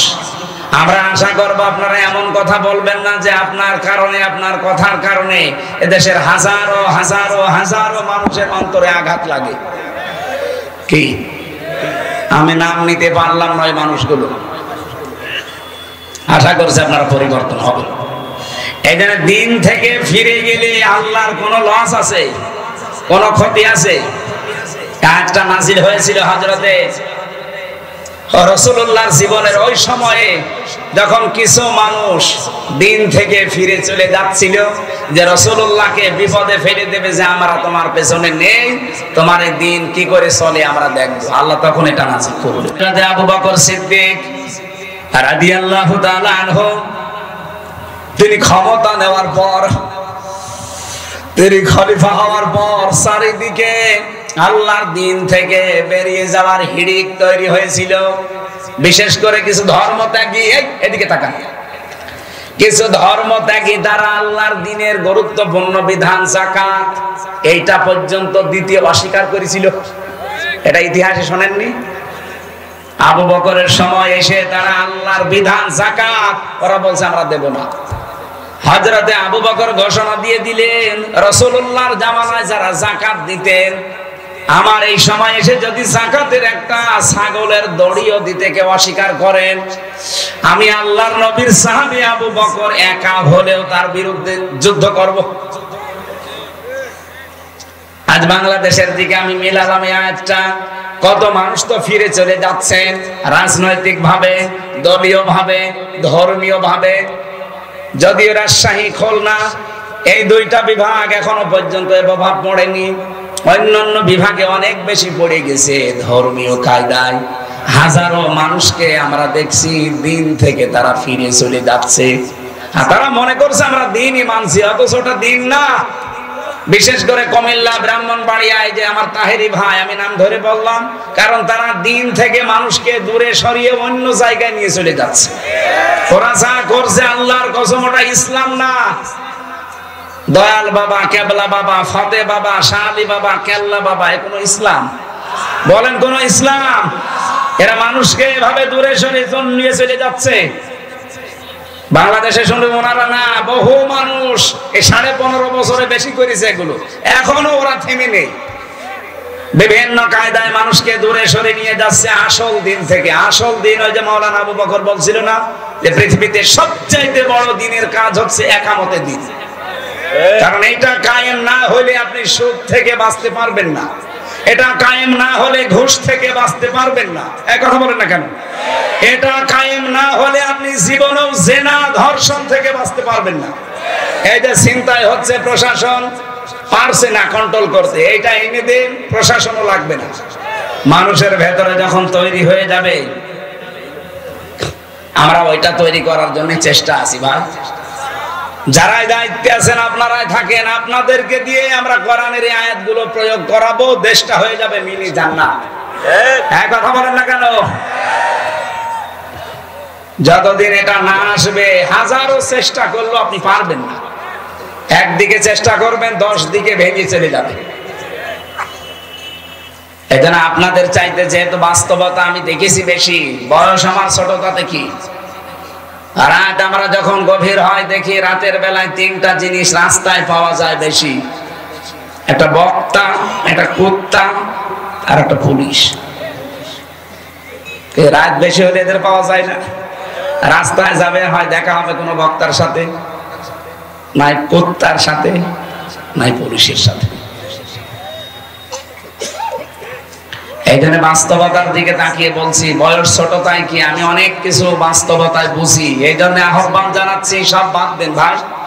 আল্লাহর দিন থেকে, দিনের নাম নিয়ে আপনাকে ফেরত নিয়ে চলে যাচ্ছে ধর্মীয় কায়দায়, রাজনৈতিক কায়দায়, দলীয় কায়দায়, বিভিন্ন কায়দায় আজ দিন থেকে মানুষ চলে যাচ্ছে। রব্বুল আলামিন ঘোষণা দিয়ে জানিয়েছেন, ওয়াইন তাতাওয়াল্লাউ ইস্তাবদিল কওমান গায়রাকুম সুম্মা লা ইয়াকুনু আমসালাকুম। সূরা মুহাম্মদ। যদি তোমরা মুখ ফিরিয়ে নাও আমার দিন থেকে, আমি আল্লাহ এমন একটা দল তোমাদের উপরে নিয়ে আসবো যারা তোমাদের মতো হবে না।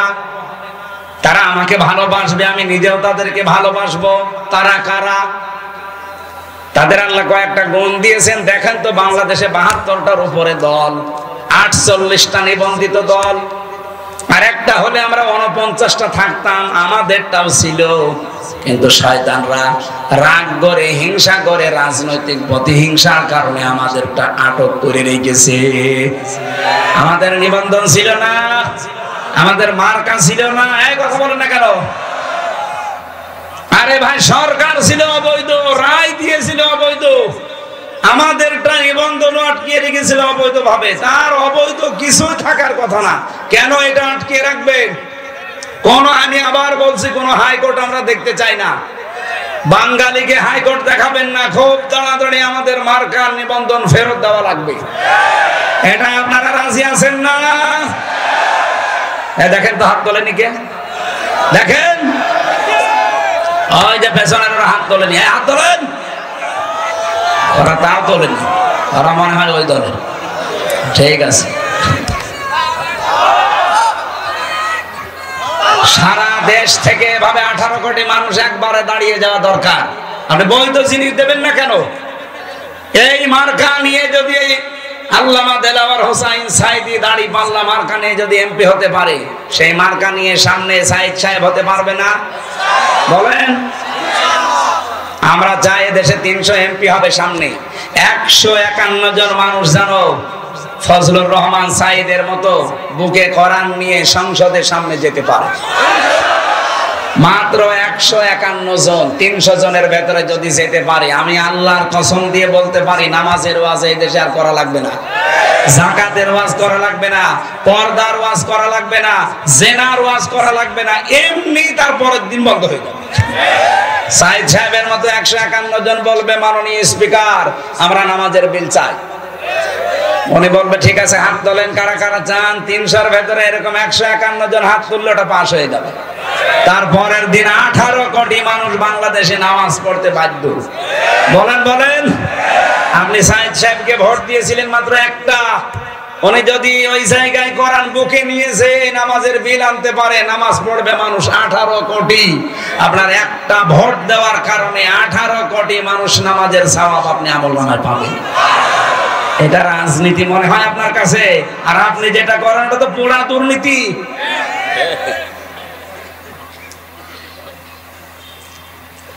হ্যাঁ, ক্ষমতার জন্য কেউ যদি লালায়িত থাকে তাকে ভোট দেওয়া যাবে না, কিন্তু এমন এমন জায়গা আছে যেখানে ক্ষমতা চেয়ে নেওয়া জায়েজ আছে। হযরত ইউসুফ ক্বালা জাআলনি আলা খাযাইনিল আরদি ইন্নী হাফিজুন আলীম।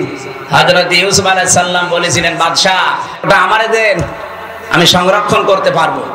সুতরাং বাংলাদেশে অর্থনৈতিক ভাবে আল্লাহর ওলি কারা এ দেশ কিন্তু প্রমাণ পেয়ে গেছে। হ্যাঁ, কথা বলেন না কেন? আপনি যা মনে করেন, রাগ করেন, খুশি হন, আমার ওটা দেখার দরকার নেই। বাস্তবে আমি বলছি, বাংলাদেশে রাজনৈতিক ভাবে এবং অর্থনৈতিক ভাবে আল্লাহর ওলি হচ্ছে জামাত শিবির। আপনি দেখেন 4 আনা এদিক ওদিক পাবেন না, তার প্রমাণ এখনো ইসলামী ব্যাংক। সুতরাং এরা যে প্রমাণ দিয়ে দিয়েছে যে অর্থনৈতিক ভাবে এরা আল্লাহর ওলি, 4 আনা এদিক ওদিক হয় না। এদের 2 জন মন্ত্রী ছিল, এখনো পর্যন্ত তাদের মাটির বাড়ি উপরে টিন। মন্ত্রী মাটির বাড়ি উপরে টিন, 26টা টাকা বেঁচেছিল, ওটা আবার ফেরত দিয়েছে। আর আপনি মন্ত্রী, 620টা বাড়ি আপনার। এই জন্য অর্থনৈতিক ভাবে যে কারা আল্লাহর ওলি, এটা কি আর প্রমাণ দেওয়া লাগবে?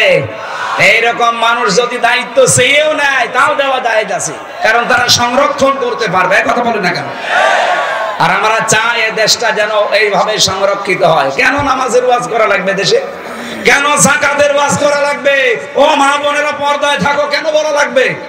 খালি এরকম মানুষগুলো 151 জন একটু পাঠিয়ে দেন, ওয়াজও করা লাগবে না, এমনি মানুষ মেনে নেবে। আইন আমরা তৈরি করতে পারছি না, কারণ এরকম মানুষ আমরা নেই। ওখানে যা আছে আল্লাহর আইনের পক্ষের লোক নেই। এজন্য আগামী থেকে যেহেতু এরকম একটা সুযোগ আসতেছে, অনেকে দেখছি এখন দিনের দিক থেকে মুখ ফিরিয়ে চলে যাচ্ছে।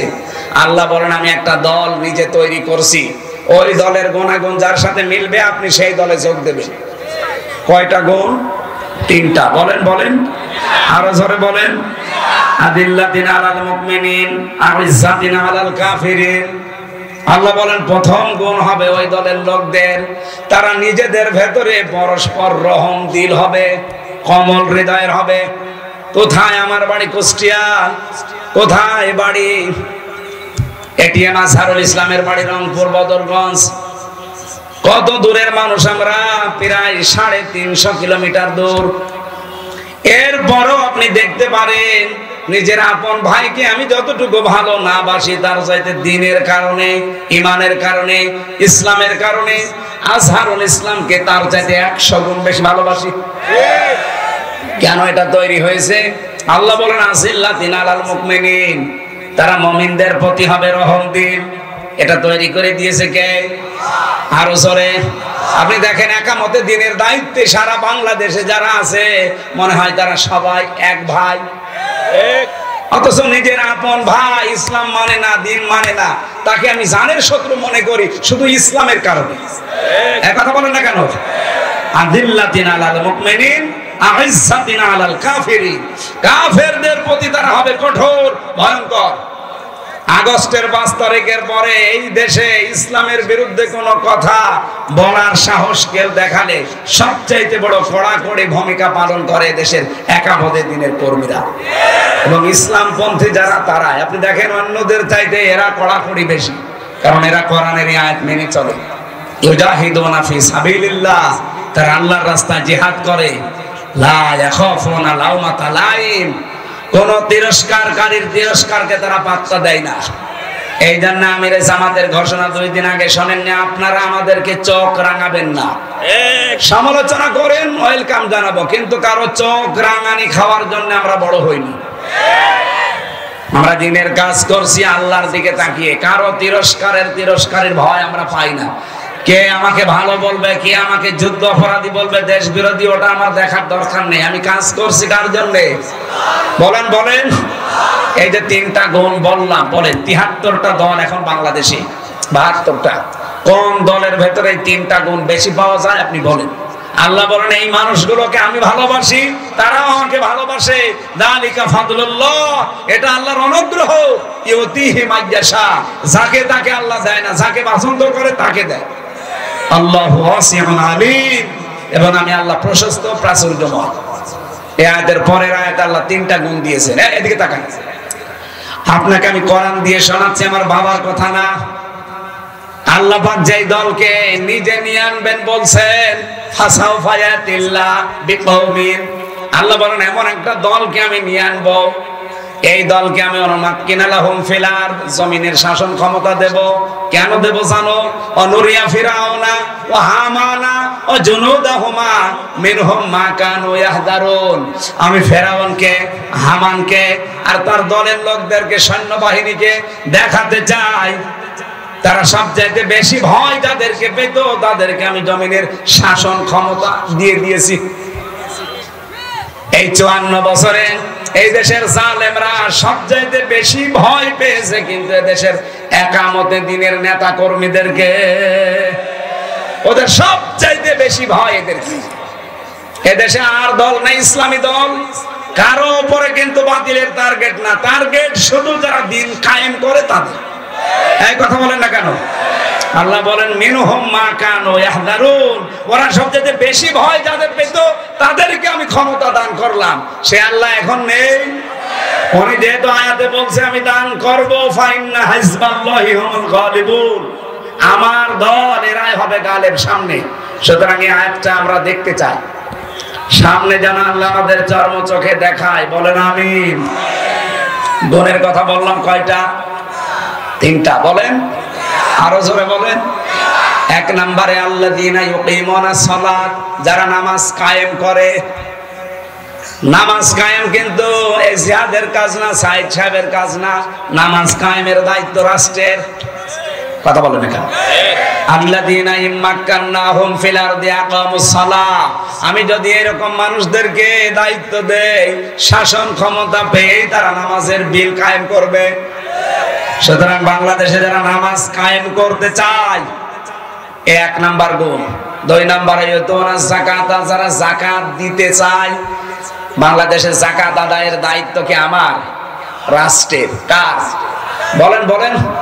তাহলে এই দেশ যদি ইসলামের হাতে তুলে না দেন, যাকাত ভিত্তিক অর্থনীতি কায়েম হবে?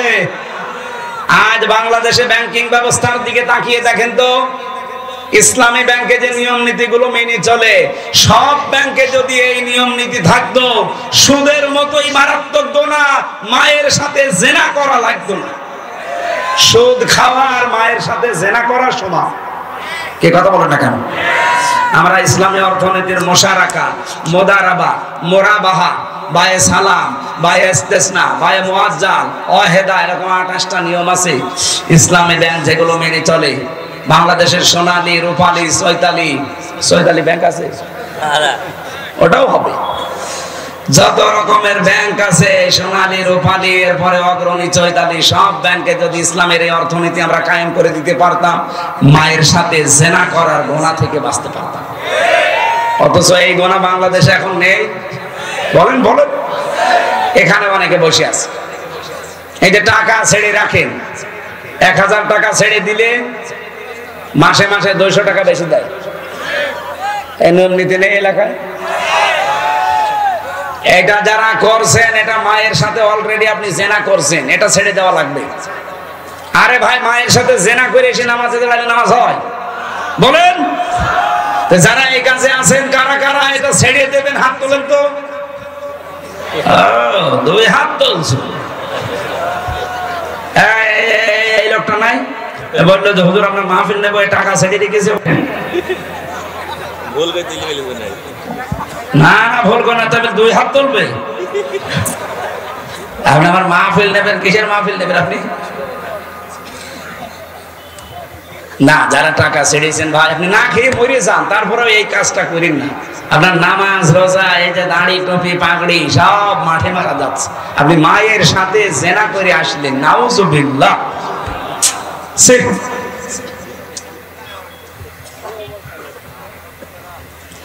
3 নম্বরে ওয়াহুম রাকিউন, যারা রুকুকারীদের সাথে রুকু করে।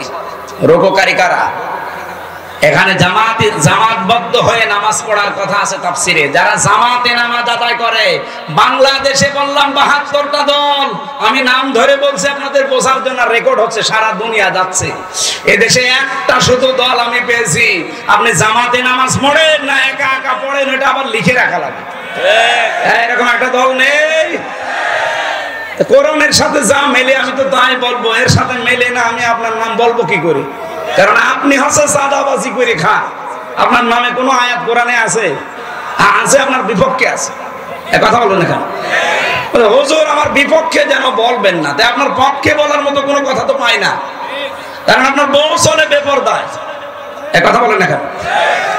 একজন ওয়াজ করেছিল রুহুল আমিন ভাই, বসে ইমামতি করতে গেছি, সুদের আয়াত পড়ে সুদের কথা বললাম। ওরে আল্লাহ, ওই মসজিদের সভাপতি হচ্ছে সুদখোর, টাকা ছেড়ে রাখে, টাকা আসে, এরকম সভাপতি দেশে নেই। উনি নামাজের পরে বলছে, হুজুর আমি নিয়ে আসলাম আপনারে, আর আপনি আমারে বাঁশ দিলেন। আমি যে একটু হালকা পাতলা সুদ খাই, এলাকার মানুষ জানে, তাই বলে আপনি মসজিদে বলবেন? আপনার আমি বাদ দিয়ে দিলাম। ও বলছে আমি একটু উপশহরে ইমামতি নিলাম, ওই জায়গায় তেলাওয়াত করলাম পর্দার আয়াত। পর্দার আয়াত পড়েছি, এখন মসজিদের সেক্রেটারি ওর বউ ব্যারাকে চাকরি করে। মানে নামাজের পরে বলছে, হুজুর আমারে বাঁশ দিলেন, আমার বউ চাকরি করে, এলাকায় মানুষ জানে, তাই বলে আপনি এখন মসজিদে বলবেন? ইমাম সাহেবকে সেক্রেটারির কথা বলেছিল, আপনারা রাখবো না, যান। ওখান থেকে চলে গেলাম গ্রাম অঞ্চলে ইমামতি করতে গিয়ে দাঁড়িয়েছি, মনে করলাম আজকে আর বাংলায় কিছু বলবোই না, শুধু আরবিতে বলবো যেন না বুঝি। আরবিতে যে খুতবা আছে, খুতবা দিয়ে নামাজে দাঁড়ালাম। মনে করলাম এমন সূরা তেলাওয়াত করবো যেন সবাই মনে করে যে না, ইমাম সাহেব ঠিক আছে।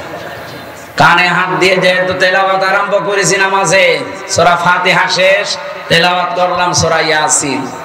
ইয়াসিন আল কোরআনিল হাকিম। বেশ ভালোই চলছিল। নামাজ শেষ হওয়ার পরে ক্যাশিয়ার ডাক দিয়ে বলছে, হুজুর আমি মসজিদের ক্যাশিয়ার, টাকা আমি আপনাকে দেব। অথচ প্রথম দিন এসে আপনি কি করলেন? মসজিদের সভাপতির নাম ইয়াসিন, আর ওর বাপ মরে গেছে, নাম হাকিম। আপনি প্রথম দিনই বাপ বেটার নামে সূরা পড়ে দিলেন। আমি যে ক্যাশিয়ার, আমার নামে কোনো সূরা নেই। আগামী সপ্তাহে যদি আপনি আমার নামে সূরা না পড়েন, আপনার আমি রাখবো না। চিন্তা করছে, শহরে গেল ইমামতি, উপশহরে গেল, গ্রামেও চলে যাবে, কি করি, সূরা কোথায় পায়?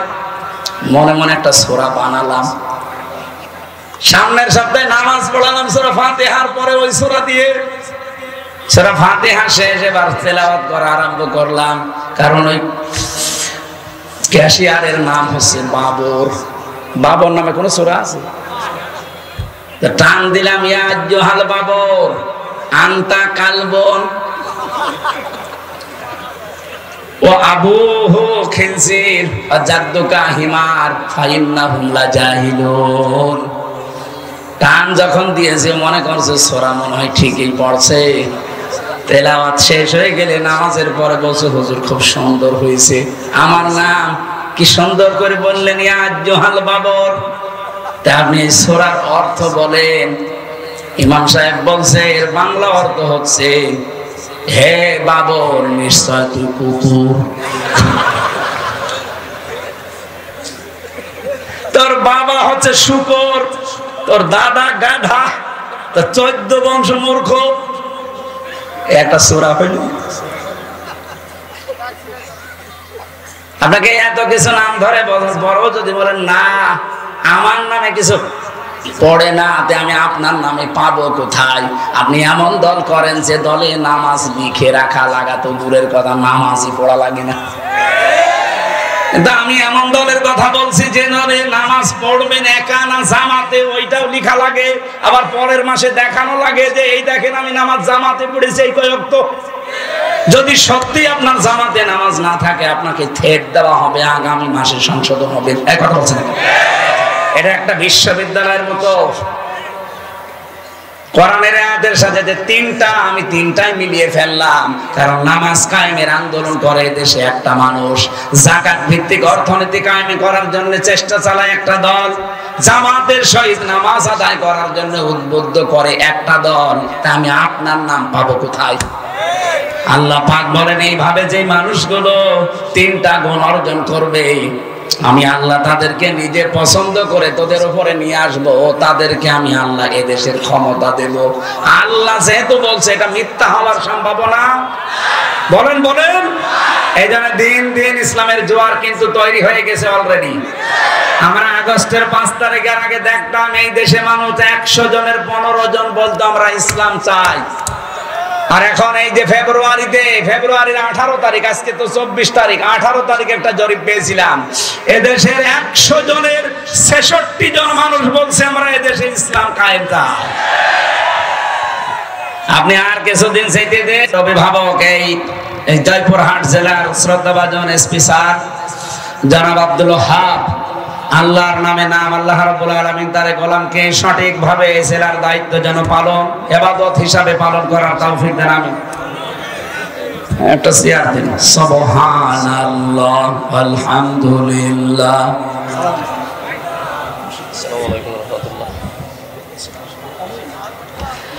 লা ইলাহা ইল্লাল্লাহ মুহাম্মাদুর রাসূলুল্লাহ।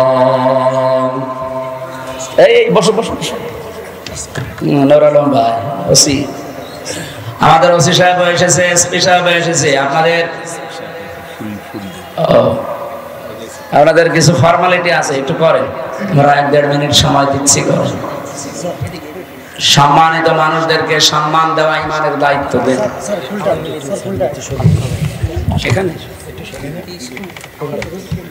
জান্নাতে ঘর বানিয়ে পাঠিয়েছিলেন, অথচ জীবনে তিনি একত্ব নামাজ পড়েননি, একটা রোজা রাখেননি, একটা টাকাও দান করেননি, জীবনে একটা সাদগা করেননি, কোনদিন হজও করেননি, একদিনও পর্দায় থাকেননি।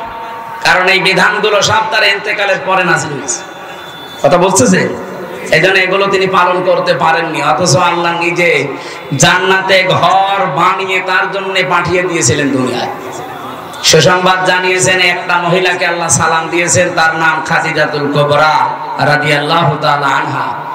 আমি তার পুরা জীবনীতে এইটাই পেয়েছি, আল্লাহ রাব্বুল আলামিন সালাম দেওয়া, জান্নাতে ঘর তৈরি করে পাঠিয়ে দেওয়া সুসংবাদ একটা কারণে, তিনি তার স্বামীর পেছনে সব উজাড় করে দিয়েছিলেন। আজ হাজারো পরিবারে স্ত্রীর ছোট মনের কারণে অনেক সন্তান, আমরা যারা স্বামী আছি, মানসিক রোগী হয়ে যাচ্ছে। আমি নিজে স্বামী, এখানে যত স্বামী বসে আছে প্রত্যেক স্বামীর পক্ষ থেকে আমি বলতে পারি, পৃথিবীতে এমন কোন স্বামী নেই যে বিয়ের পরে আমার মা বাবা আলাদা হয়ে যাক, এটা আমরা চাই। বলেন, 100টা 98টা পরিবারে আমরা বাধ্য হই।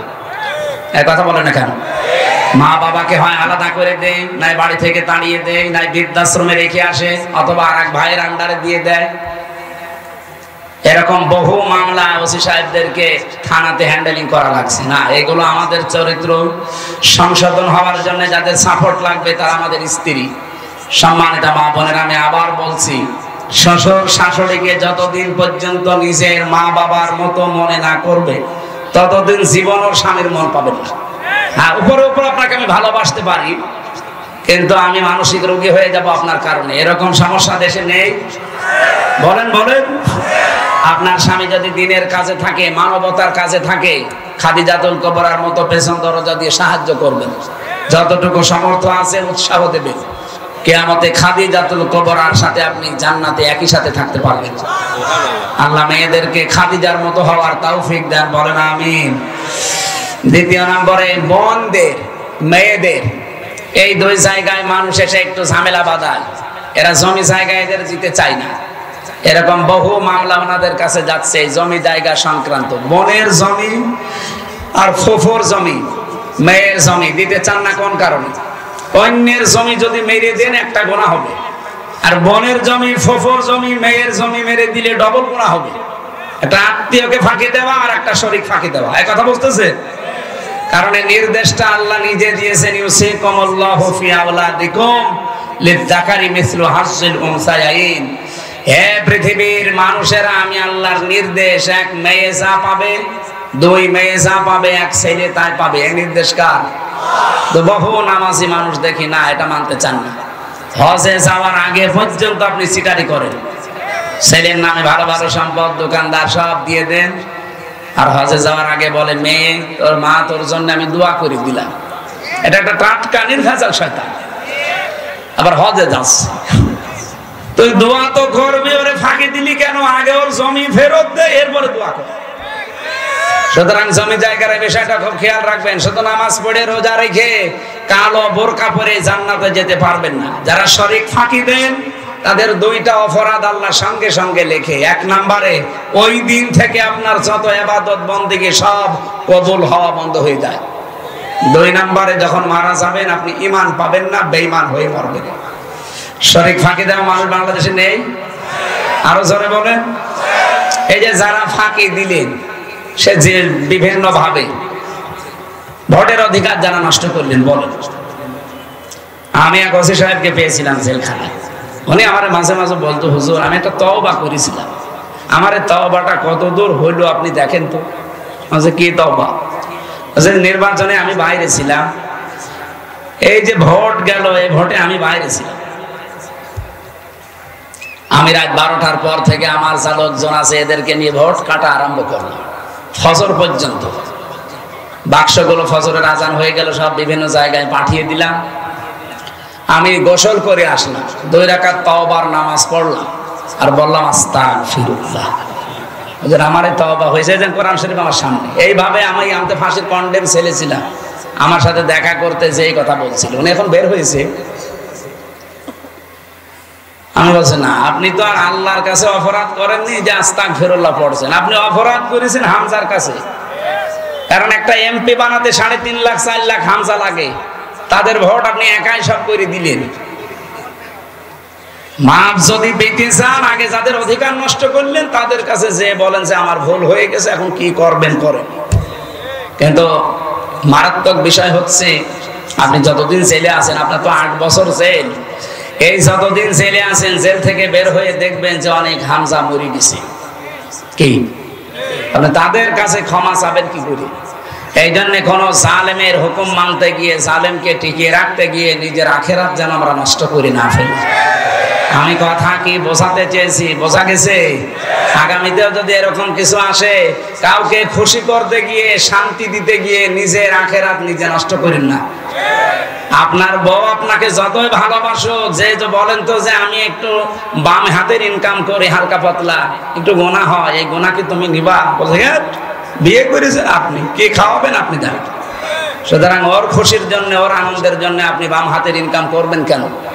যতটুকু পারেন আপনার যা আছে ডান হাতের ইনকাম নিয়ে চলার চেষ্টা করে।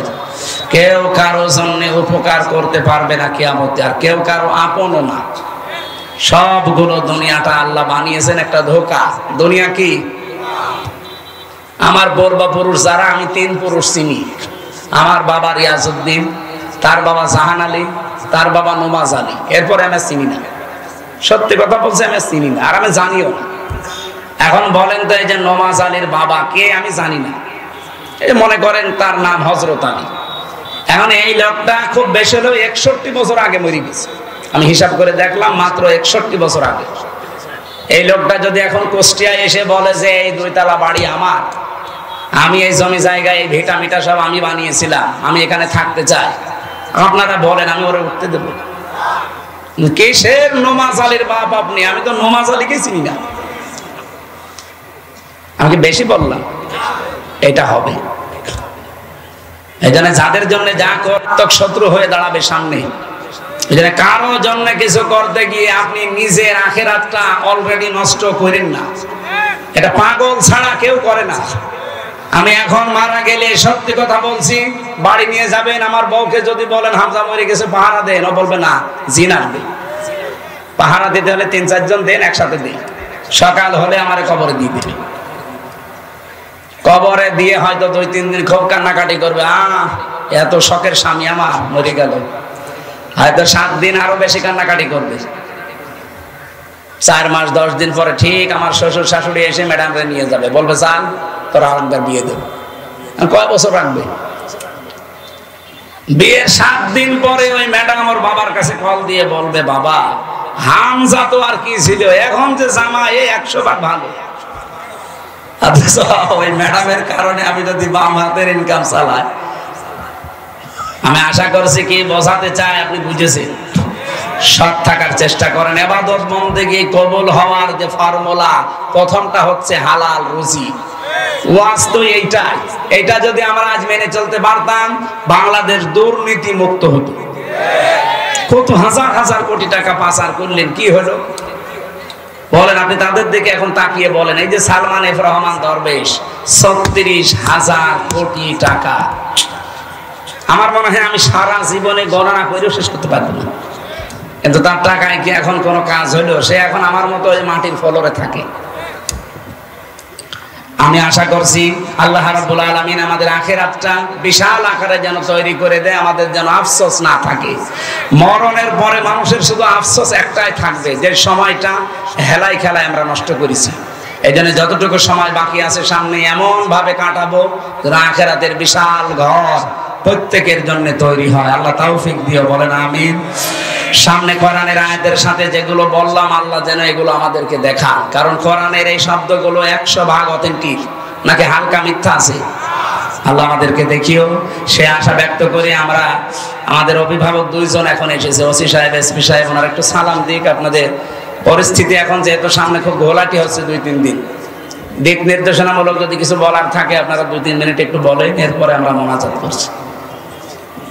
এসপি স্যার বা ওসি স্যারের কাছে যে কোনো একজনের কাছে দেন, আপনাদের একটু দিক নির্দেশনা দিলে ওইগুলো মেনে চলবেন। কারণ দেশ চালাচ্ছে তো প্রশাসন, যেহেতু এখন খুব ঝামেলায় আছে দেশটা।